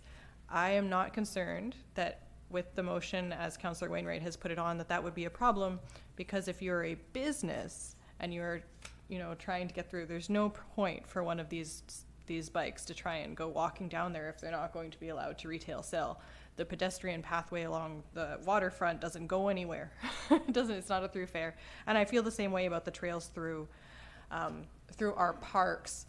The only exception I could think of would be maybe Melville Park would be a good cut through, except for the narrowness of it means I don't think this ice cream cart could get through. So I don't think there'll be a problem with them just trying to walk through it as a throughfare. So as worded, I think that addresses that concern. There was also the gentleman from Quince who had suggested they should be able to go over the overpasses to address their concern from Beacon. That would also be impossible because of the jags that they have at the bottom to prevent people from taking large vehicles up there. They would not be able to fit these carts on the overpass. I could actually barely fit my cargo bike. That's just a long tail if it's got saddlebags full, so onto the overpass. So they will have to take Beacon if they want to cross the highway, and they're just going to have to. If I could ask staff to please read the motion as we understand it. I was actually going to ask Peter Wainwright. If we could ask Peter Wainwright to repeat the motion, please. So, 3, that the vending carts be limited to operating only within the town of Sydney, and that the carts be restricted from retail sales in areas designated as COM1 in the town's official community plan, as well as Beacon Park, Bevan Park, Eastview Park, and pedestrian trails. Any further comment? The only addition I would like to make is after pedestrian trails and sidewalks. I'm fine with that. We need an amendment, or a friendly amendment by 2 members. Do you need us to say that? I'll consider it a friendly amendment. Okay. Oh. If the seconder's okay. Seconder's okay? Okay. Any further discussion? I'll call the question. All those in favor? Those opposed? Motion carries 6-1. I did want to make just one comment regarding this overall motion, and Council is very sympathetic to the concerns of the businesses that have expressed concern about the competition this might pose. And that's why the motion restricting the areas of operation and keeping it away from those. We also got a letter to that effect from the Sydney Business Improvement Area Society. And I just wanted to make a comment about that because they've been running this advertising Start Up Your Business in Sydney campaign, trying to attract businesses into the area. And then they've just sent us a letter which is basically encouraging us, we ask that council not approve vendors who are selling a product that is already offered widely in Sydney. And it just struck me as being oddly contrary to what they're advertising. Simply a comment. Okay, thank you. We have the 8th recommendation. Last one. It was recommended by committee, and I move that the council liaison town staff for the employee parking lot project meet with the Mary Winspear Centre to discuss the concerns raised by council. Second. Further discussion? I'll call the question. All those in favor? Those opposed? One opposed? Okay, motion carries 6-1. Thank you. Thank you, Councillor Wainwright. We'll move to number 11, staff reports. We have 4. The first is a grant application for the Community Emergency Preparedness Fund for the Emergency Operations Center, also known as EOC, and Training Stream. Report from staff dated February 28th. I'll move the recommendation that council support, by way of a resolution, a $75,000 joint application between the districts of North and Central Saanich and the town of Sydney for the Community Emergency Preparedness Fund / EOC and Training Stream, and authorize the fire chief and deputy fire chief to execute any agreements related to a successful grant application. Second. Second, any discussion? I just want to comment first, congratulating Chief Mickelson and his colleagues for the successful grant application of $25,000 last year, which allowed for staff participating in 2.5 days of emergency management and EOC training this year. And I think while we know that the departments on the 3 municipal departments on the peninsula collaborate well with their mutual aid agreements, this application of $75,000 as a joint application amongst the municipalities will bring further collaboration on emergency management. I'll call the question. All those in favor? Motion carries unanimous. Thank you. Move to item 11B. We have a debrief on snow removal, a report dated March 19th. I move that council receive the report. Second. Any discussion? Councillor Duncan. So looking at this, and we've heard a lot of comparisons to the great snowfall of '96, which is really fun. It makes me feel like an old timer. When I look at it, and I concur with staff's kind of general recommendation that these are unusual weather events, and to some extent we just have to forbear. But I also believe this might be an opportunity that's not necessarily for town staff, but for us, or perhaps we can reach out or through our RCMP liaison about activating block watch in some capacity. We have these neighborhood groups, and one of the problems we had was elderly people after 3 or 4 days needing to get out to get food, to get medications, and having to take their scooters onto the roadways. And I definitely saw some unsafe behavior on the part of motorists when they encountered elderly people merely trying to get their medications. And I feel like this was something, though, that because of its rarity, we can't purchase new equipment, but perhaps we could have some sort of community organizations be able to get to those people and organize purchasing of medications, getting people out on buses, getting people to have their medications on hand the way we would have for earthquake kits. And if this is something that we already have volunteer resources, that we could actually just kind of incorporate this in. Just before going to councillors, I'll go to staff. Mr. Robinson. Yeah, through you, Mr. Mayor. Councillor Duncan. Certainly with our EOC training, we did have a member of the SARS was there as kind of a assistant to it, and he related to the fact that they had over on the Gulf Islands and Salt Spring where they were without power for 10 days over Christmas, and they mobilized a search and rescue group proactively to take it, to knock on doors, to do exactly those types of things that happened over there with the power being out for so long. So I think there is an active body of people that would take that on in the event that the circumstance did last a longer period of time. And certainly with conversations with any of the groups, the meetings we get together, we talk to emergency services, we would have an opportunity to look at those incidents as they came up and then try to be reactive to that. Councillor Garnett and Councillor Fallon.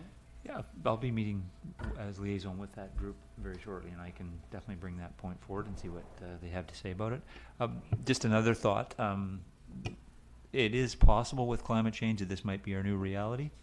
It's hard to say. So if this happens again next year, and maybe even the year after, then we might have to revisit what we're doing in terms of our emergency response, because it may be something we face in the future. May not, but it may be. So it's just something to consider going forward that we may have to think about.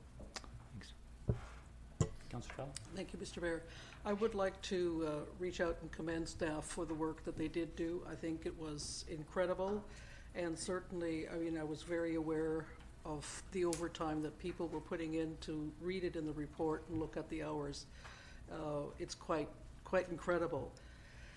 And the municipality's goals are to ensure that the main thoroughfares are clear, that emergency vehicles can get through.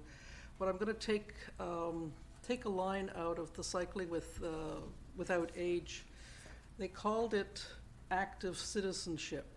And I would like to extend that into this.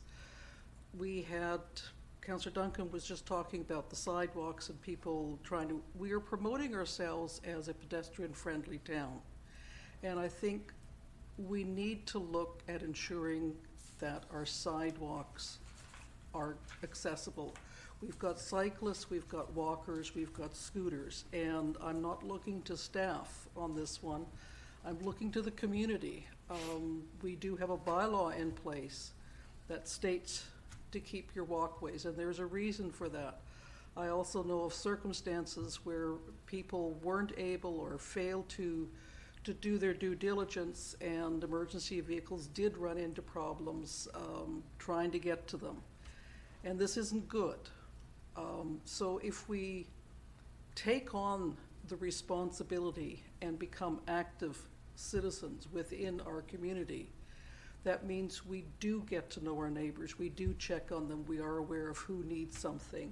And this is another opportunity to remind us, and it takes the co-housing, it's that whole thing. We are a small community, we do know our neighbors, and I think we need to step up the plate and play our role in what we do within our own community.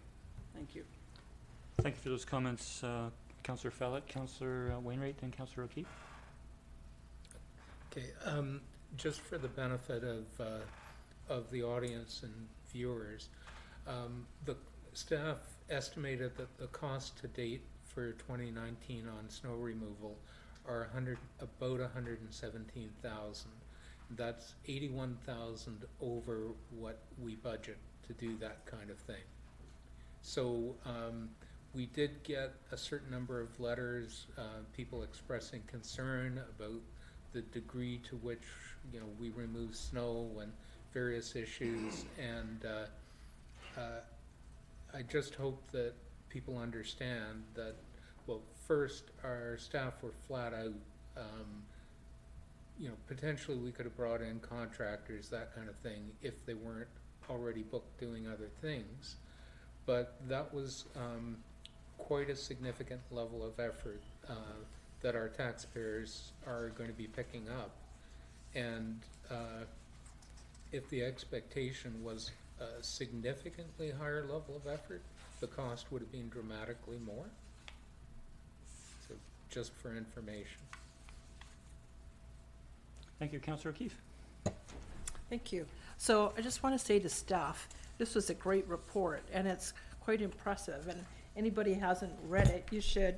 You should. It's several pages, but I'm impressed at the, you know, how strategic they were in terms of, you know, setting priorities, allocating overtime, keeping in touch with the RCMP and the fire hall as well. I just think they did a great job.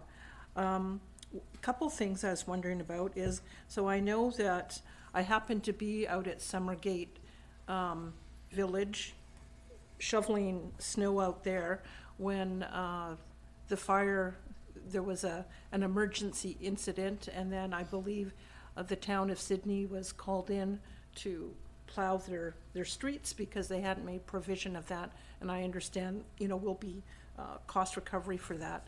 And one question is, I wondered if there was other organizations like that or other communities that didn't make provision ahead of time for snow removal, and whether, you know, we'll be sending out reminders to them, or whether there's enforcement actions, not that we would necessarily take now after the fact, but to, as I guess, as a reminder, because, you know, as outlined in the report, I think, you know, staff made a good point that, you know, by dealing with Summergate, it meant that we had to take time away for other streets within Sydney. If I can, through the mayor to Councillor O'Keefe, it was definitely something that staff discussed after the fact about those areas in our community that are potentially similar, not as large as Summergate with respect to a Bear Van Strata where it's a private road. But I'll let Chief Mickelson speak to sort of what the strategy is moving forward to alert those particular stratas. Okay. Oh, thank you. Through the mayor to Councillor O'Keefe, Summergate is somewhat unique in respect to its size. There are a number of other sort of Bearland stratas within the town, but they're all much smaller. We identified that the access to that particular group of homes, about well over 200 homes, was quite difficult. They had a contract in place for snow removal, but unfortunately their assigned contractor was busy with other contracts, so it was one of those scenarios. We identified the risk, and under provincial legislation, I can mandate that it would be cleared based on safety. So they were basically instructed based on the risk profile that we would be clearing and doing our best. Town assets would be doing that, and they would be invoiced for it based on the unique risk that was posed. That's less than ideal, but again, based on the risk that we had at that time, we thought it was the best course of action. It wasn't ideal, but that's how we went about it at that time. Okay. Oh, that's useful to know, because what I thought was that they had made no provision. So they had made provision, but just good. So one last thing, I was wondering whether it might be useful to do an article for the PNR about, like, sort of the highlights of this report, because I think it's to address some of the concerns we heard from citizens. I think it's good for them to know, like, the level of effort and what staff go through and went through with this snowfall event. And I think it's also an opportunity to bring up some of the things that we've talked about today. Councillor Duncan, you know, talking about how neighborhood watches or other organizations might jump in to help out their neighbors and things. So I think maybe there's a bit of a communication piece there that we could send out to the community. Mr. Humble. Yeah, through the mayor to Councillor O'Keefe, it's a really good thought.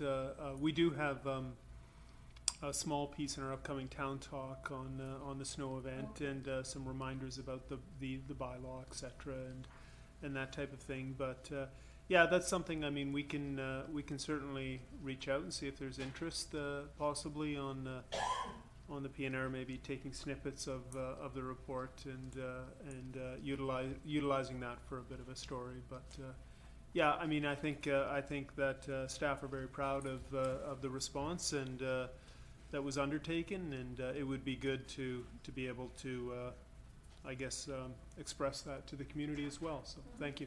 Yeah.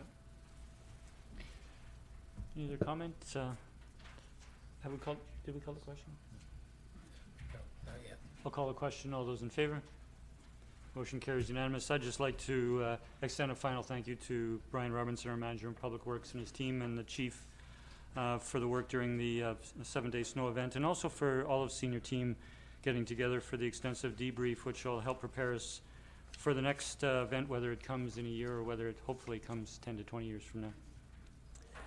We'll now move to the next item on the agenda, which is Peninsula Celebrations Society 2019 events.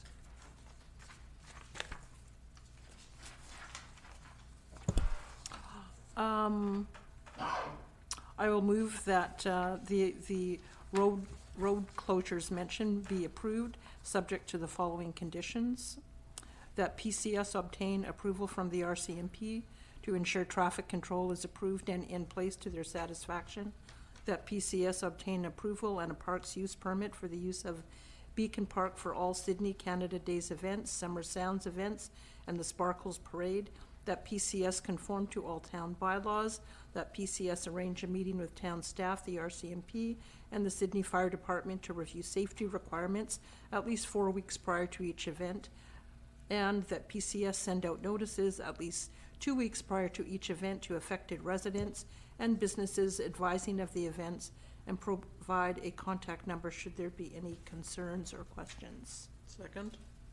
Any discussion? I'll call the question. All those in favor? Motion carries unanimous. Thank you. We also have the monthly building permit report for February 2019. Move receipt. Receipt for information. Second. Discussion. All those in favor? Motion carries unanimous. Thank you. We have no other reports. We'll move to correspondence. 13A, we have the climate emergency declaration, a letter from the Capital Regional District dated February 26th.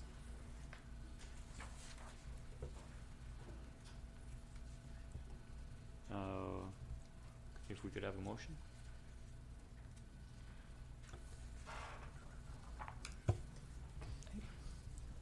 I was watching Councillor Wainwright. It looked like he was going to say something. Okay. I will make the motion then. That Council consider declaring a climate action emergency and continue to work towards achieving carbon neutrality both in the community and at the corporate level. Second. Okay. If we could take out the word consider.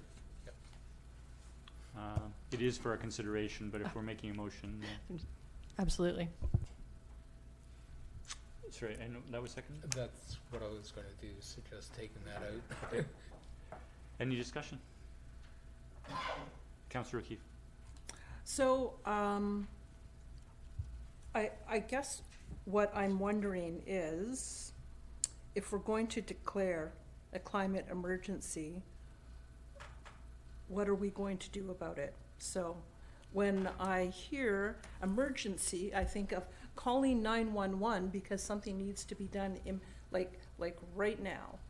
And so, if we're going to do something dramatically different than what we're already doing, then I'm in favor of the motion.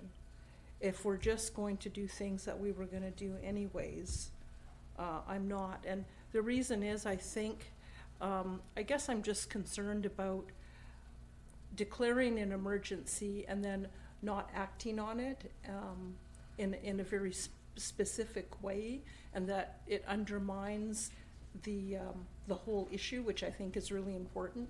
So that, you know, when I looked at some of the other, did a bit of research in regards to other municipalities across the country that are declaring climate change emergencies, and so they're following it up with establishing a climate change task force or a commission or something like that. So if we were going to do something like that in order to advance this quicker, I'd be more in favor of that. I looked at our strategic plan, and we have environmental stewardship as one of our overarching goals. And some of the things that we're planning to deal with anyways was Ray Creek and CM Harbor, which are underway. The other thing under that category was preparing a state of the environment report, which I think is a good thing, but that the action date for that is not till 2022. Updating the climate action plan, which is, there's some good stuff in here. It's 10 years old. So updating it is way overdue, but that's not on the schedule until 2021. So that's my difficulty with it. If it really is an emergency for us, then we need to do something. And that if that means whatever, a task force, or we're going to put our money where our mouth is, and we're going to move up the review of our environmental action plan or anything. So that's my spiel on that. I think Councillor Duncan, did you want to speak first, and then Councillor Wainwright? Councillor Wainwright? Oh, okay. So later on the agenda, there's a notice of motion that goes to this. If you look on the town's website at our climate action reports, the 2017 report and several years prior to that, the town of Sydney's corporate contribution, greenhouse gas contribution, we are reporting that we're carbon neutral, and we have been for several years. So, and that's not to say we can't reduce our carbon emissions more, because the carbon neutrality is based on a balance between what you emit and what you're getting credit for. And because we do the curbside composting, we get a substantial credit for that. So the notice to motion later on is actually speaking to reducing the emissions, and will still be carbon neutral because you don't get any less than zero. The issue really is the overall community's carbon neutrality, or I should say greenhouse gas emissions, and how do we do something about that? I think that the right approach for us, well, first I think a declaration that there is an emergency is more a message to the rest of the community, because, as I say, arguably we're already, from the town's operations point of view, carbon neutral. So we should be trying to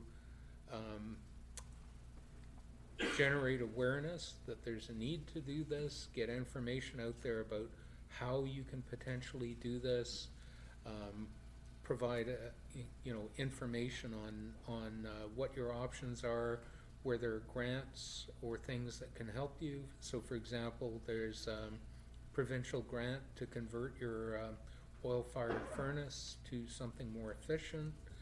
I think there is a lot of stuff that we can do, but I also recognize that we have some capacity issues with staffing-wise. We're currently down our senior engineering and expecting some additional turnover. So we have limits to our capacity in terms of trying to jump into big projects. I would be, if this motion passes, I think that I would be quite interested in coming back to council with some suggestions of actions that we might be able to take that would be in that leadership, awareness, information sort of end of things. And I think that is a way for us to move it forward. I don't really think we should look at trying to overturn our strategic priorities at this point, having literally just written the document. Councillor Duncan. Thank you, Chair. I definitely share the ambivalence of Councillor O'Keefe that it is in many ways a bit of a flag-waving exercise and possibly can turn out to be not much else. On the other hand, since the CRD has already declared it as a whole, this is signaling our intent to support CRD actions and that we are in alignment with the CRD and their overall goals. If we don't declare it, that isn't to some way to say, well, we are going to just continue business as usual, and we lose the potential for a goad that we have through this, whether or not we, in the end, use it to the full extent. I know at the CRD level, there's quite a lot of discussion when they were coming up with the emergency and the idea of carbon neutrality, because it comes towards counting carbon credits and counting emissions, and that's a very complicated science. And basically, by the time you've added it all up, it doesn't matter because that was 10 years ago that you finally added up. It's like standing in an hourglass on top of the sand running out and saying we can't do anything about this until we know how many grains of sand are in the glass. And by the time you've counted them, you're gone. So I feel that the point of the emergency is to say that, yes, we have to act now before we get all the numbers in. And the only thing we need to know is we need to cut, and we need to cut harder and more until we know to stop, because the world is no longer on the trajectory that the IPCC is charting. And until we can actually see that happening, we haven't met the target. There was also complications when it came to cross-municipal issues like, for example, the airport. And who counts the carbon emissions of the airport? The town of Sydney, the district of North Saanich, the CRD itself. Do we divvy it up between the residents? And so, again, it opens a lot of complications, but this has to be the first step.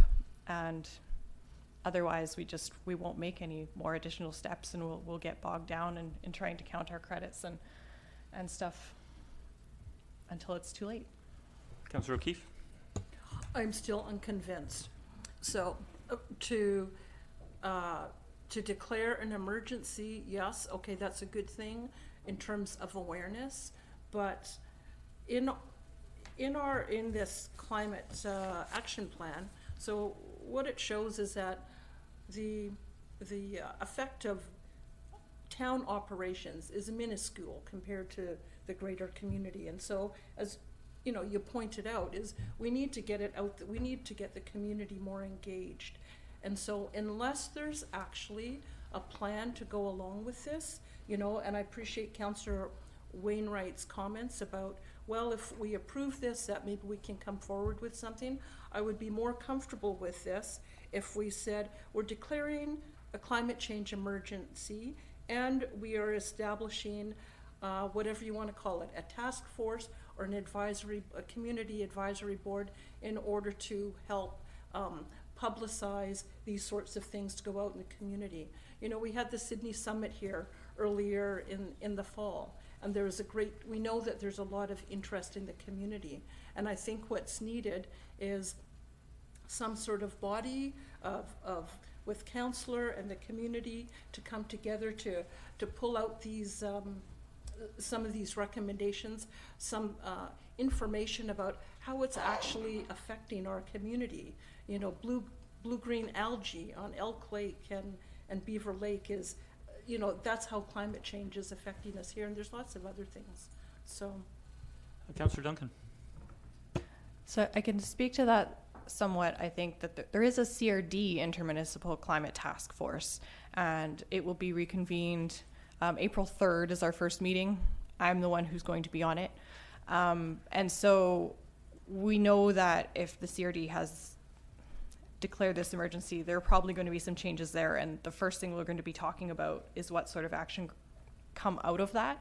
And I think what you're saying about the idea of trying to get citizen groups together in different municipalities, perhaps throughout the CRD, would probably be something that will come up for discussion. And so rather than the town of Sydney itself having to come up with that right now, we might want to wait until the CRD Intermunicipal Task Force comes up with some overall direction that we might be able to then adopt. Go ahead. Councillor Wayne? No. No?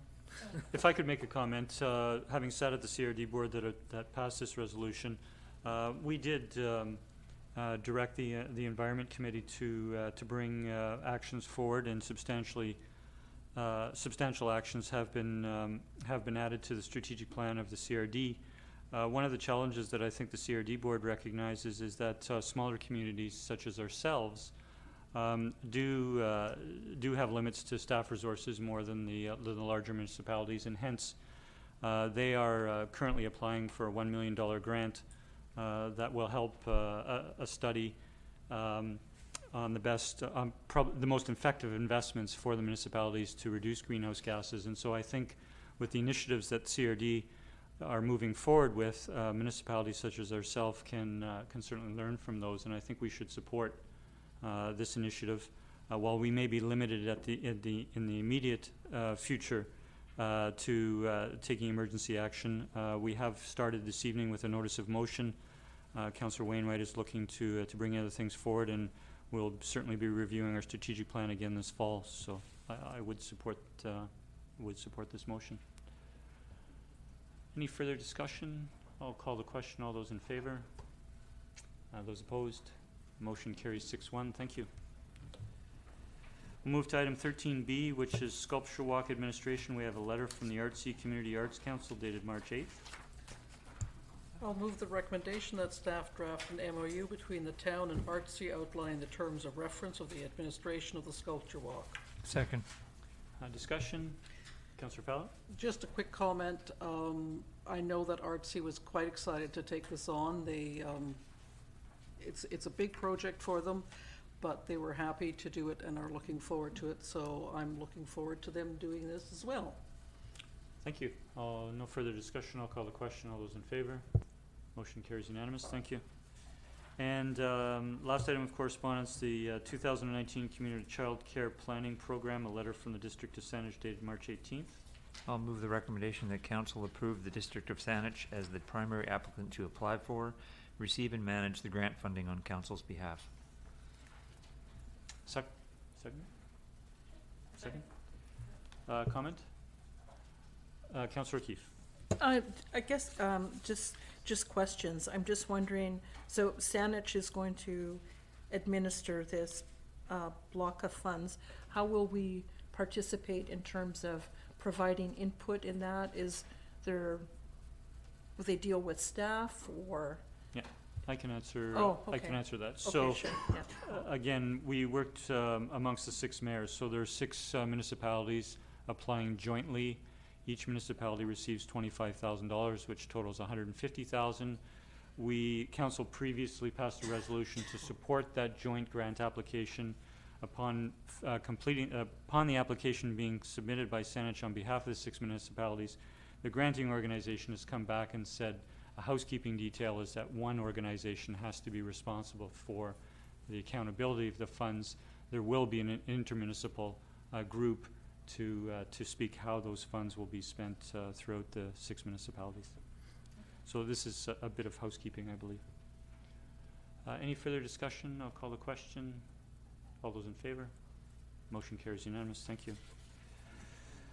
We now move to item 14. We have 3 bylaws to consider for adoption. Again, we have the word consider, but if we could make a motion with regards to adoption. I'll move that bylaw number 2169, water utility rates and charges, be adopted. Second. Discussion. All those in favor? Motion carries unanimous. I'll move that bylaw number 2170, water parcel rate amendment number 17, be adopted. Second. Discussion. I'll call the question. All those in favor? Motion carries I'll unanimous. move that bylaw number 2171, sewer parcel rate amendment number 9, be adopted. Second. Discussion. I'll call the question. All those in favor? Motion carries unanimous. We now have item 14D, which is Development Variance Permit Application Number DV100276, which is 9690 and 9692 First Street, to allow for the modification of the strata plan by legalizing the existing non-conformities duplexes floor plan. I'll move the recommendation that the application be approved. Second. Discussion. I'll call the question. All those in favor? Motion carries unanimous. Thank you.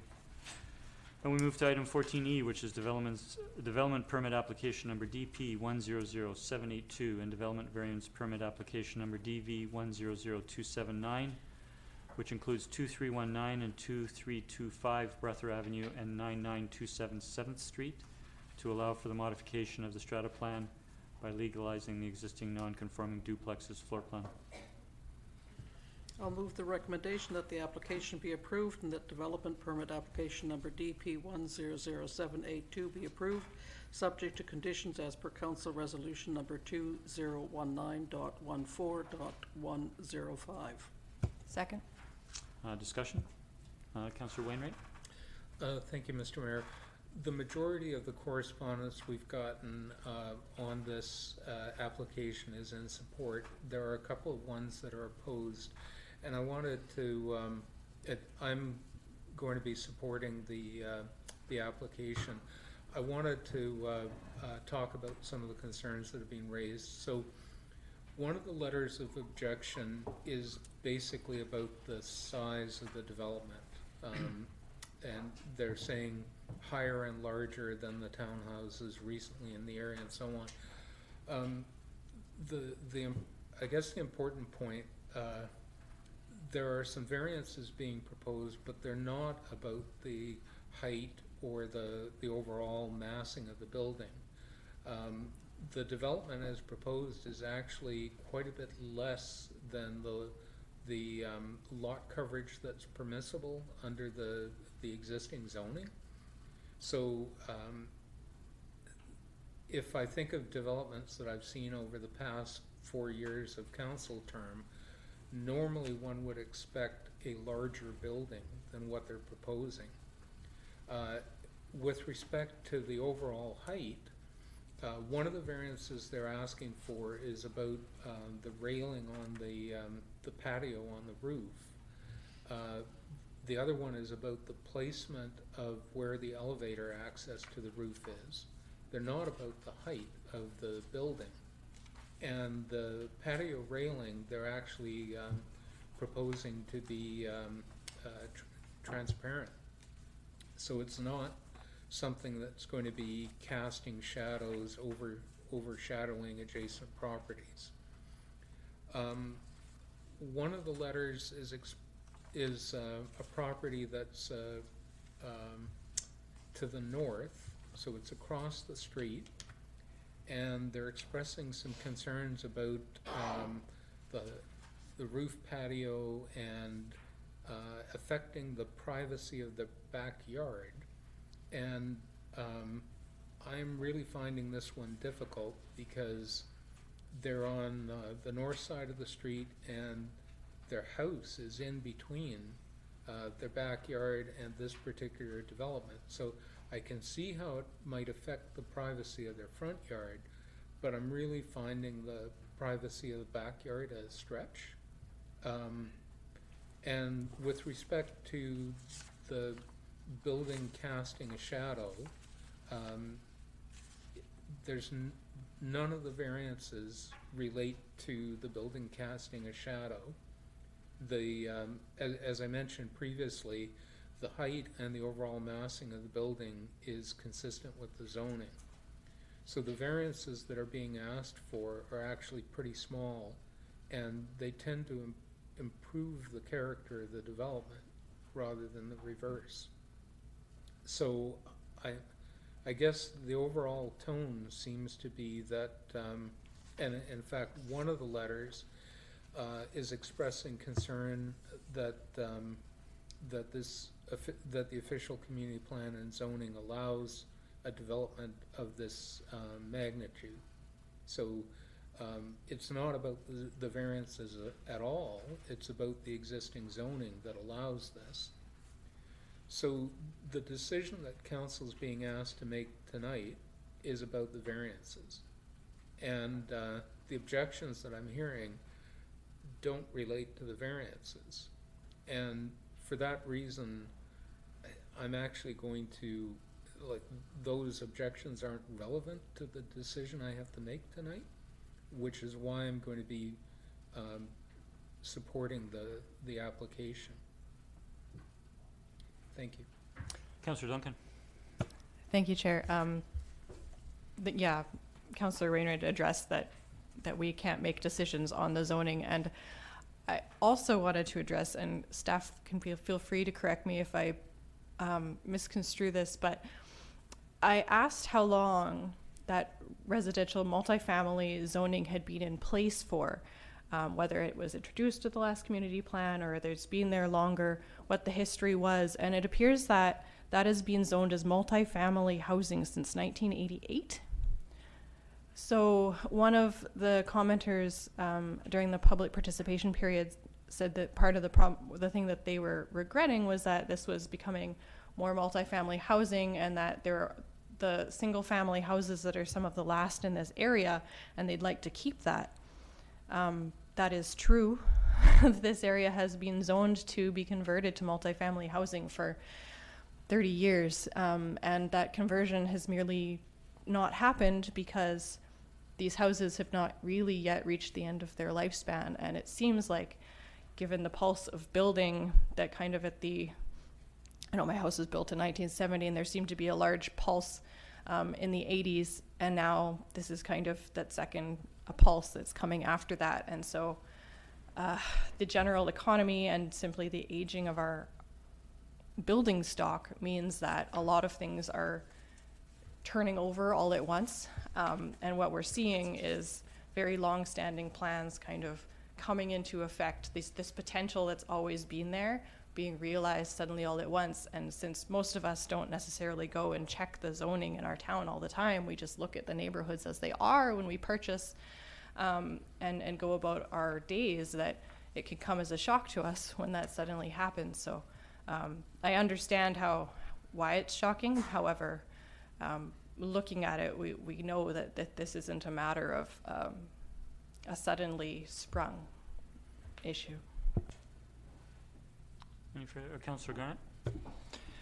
Yeah, I appreciate and understand the concerns of the people that spoke earlier, given what's being proposed here. But as my other councillors have spoken, it does fit within the regulations, and the variances they're asking for don't interfere with the height and the size of what's being put on the lot, and parking for that matter is all fits what's allowed. The concept itself is a really good one. I think that's a great idea. I do like the fact that you're hoping to be intergenerational, and I'm not sure if you have young families on board yet, and that's kind of important in our community. It's important to me to see that would happen.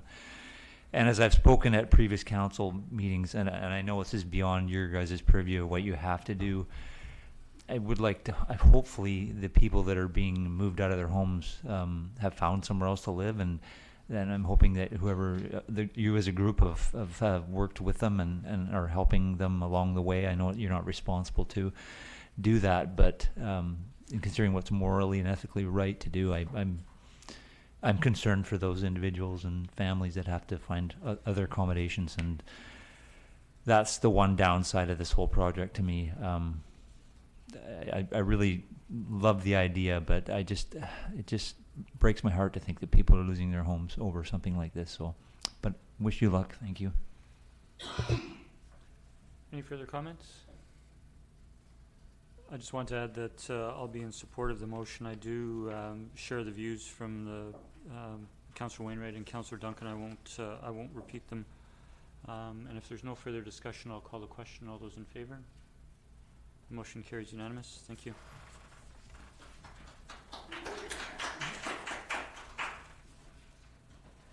I'm now going to move to item 15.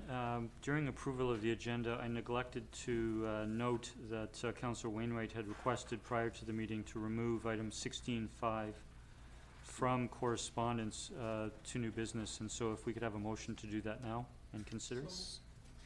Second. Those in favor? Motion carries unanimous. Councillor Wainwright. Thank you, Mr. Mayor. The reason I wanted to pull this one out of the consent is it's a letter from one of our local business owners requesting a variance with respect to placement of sandwich board signs, and it just didn't seem appropriate when we've got a letter requesting a variance to deal with it as a consent item in the agenda. So bring it forward onto the main agenda is a respectful thing. It indicates to the letter writer that we gave it serious consideration.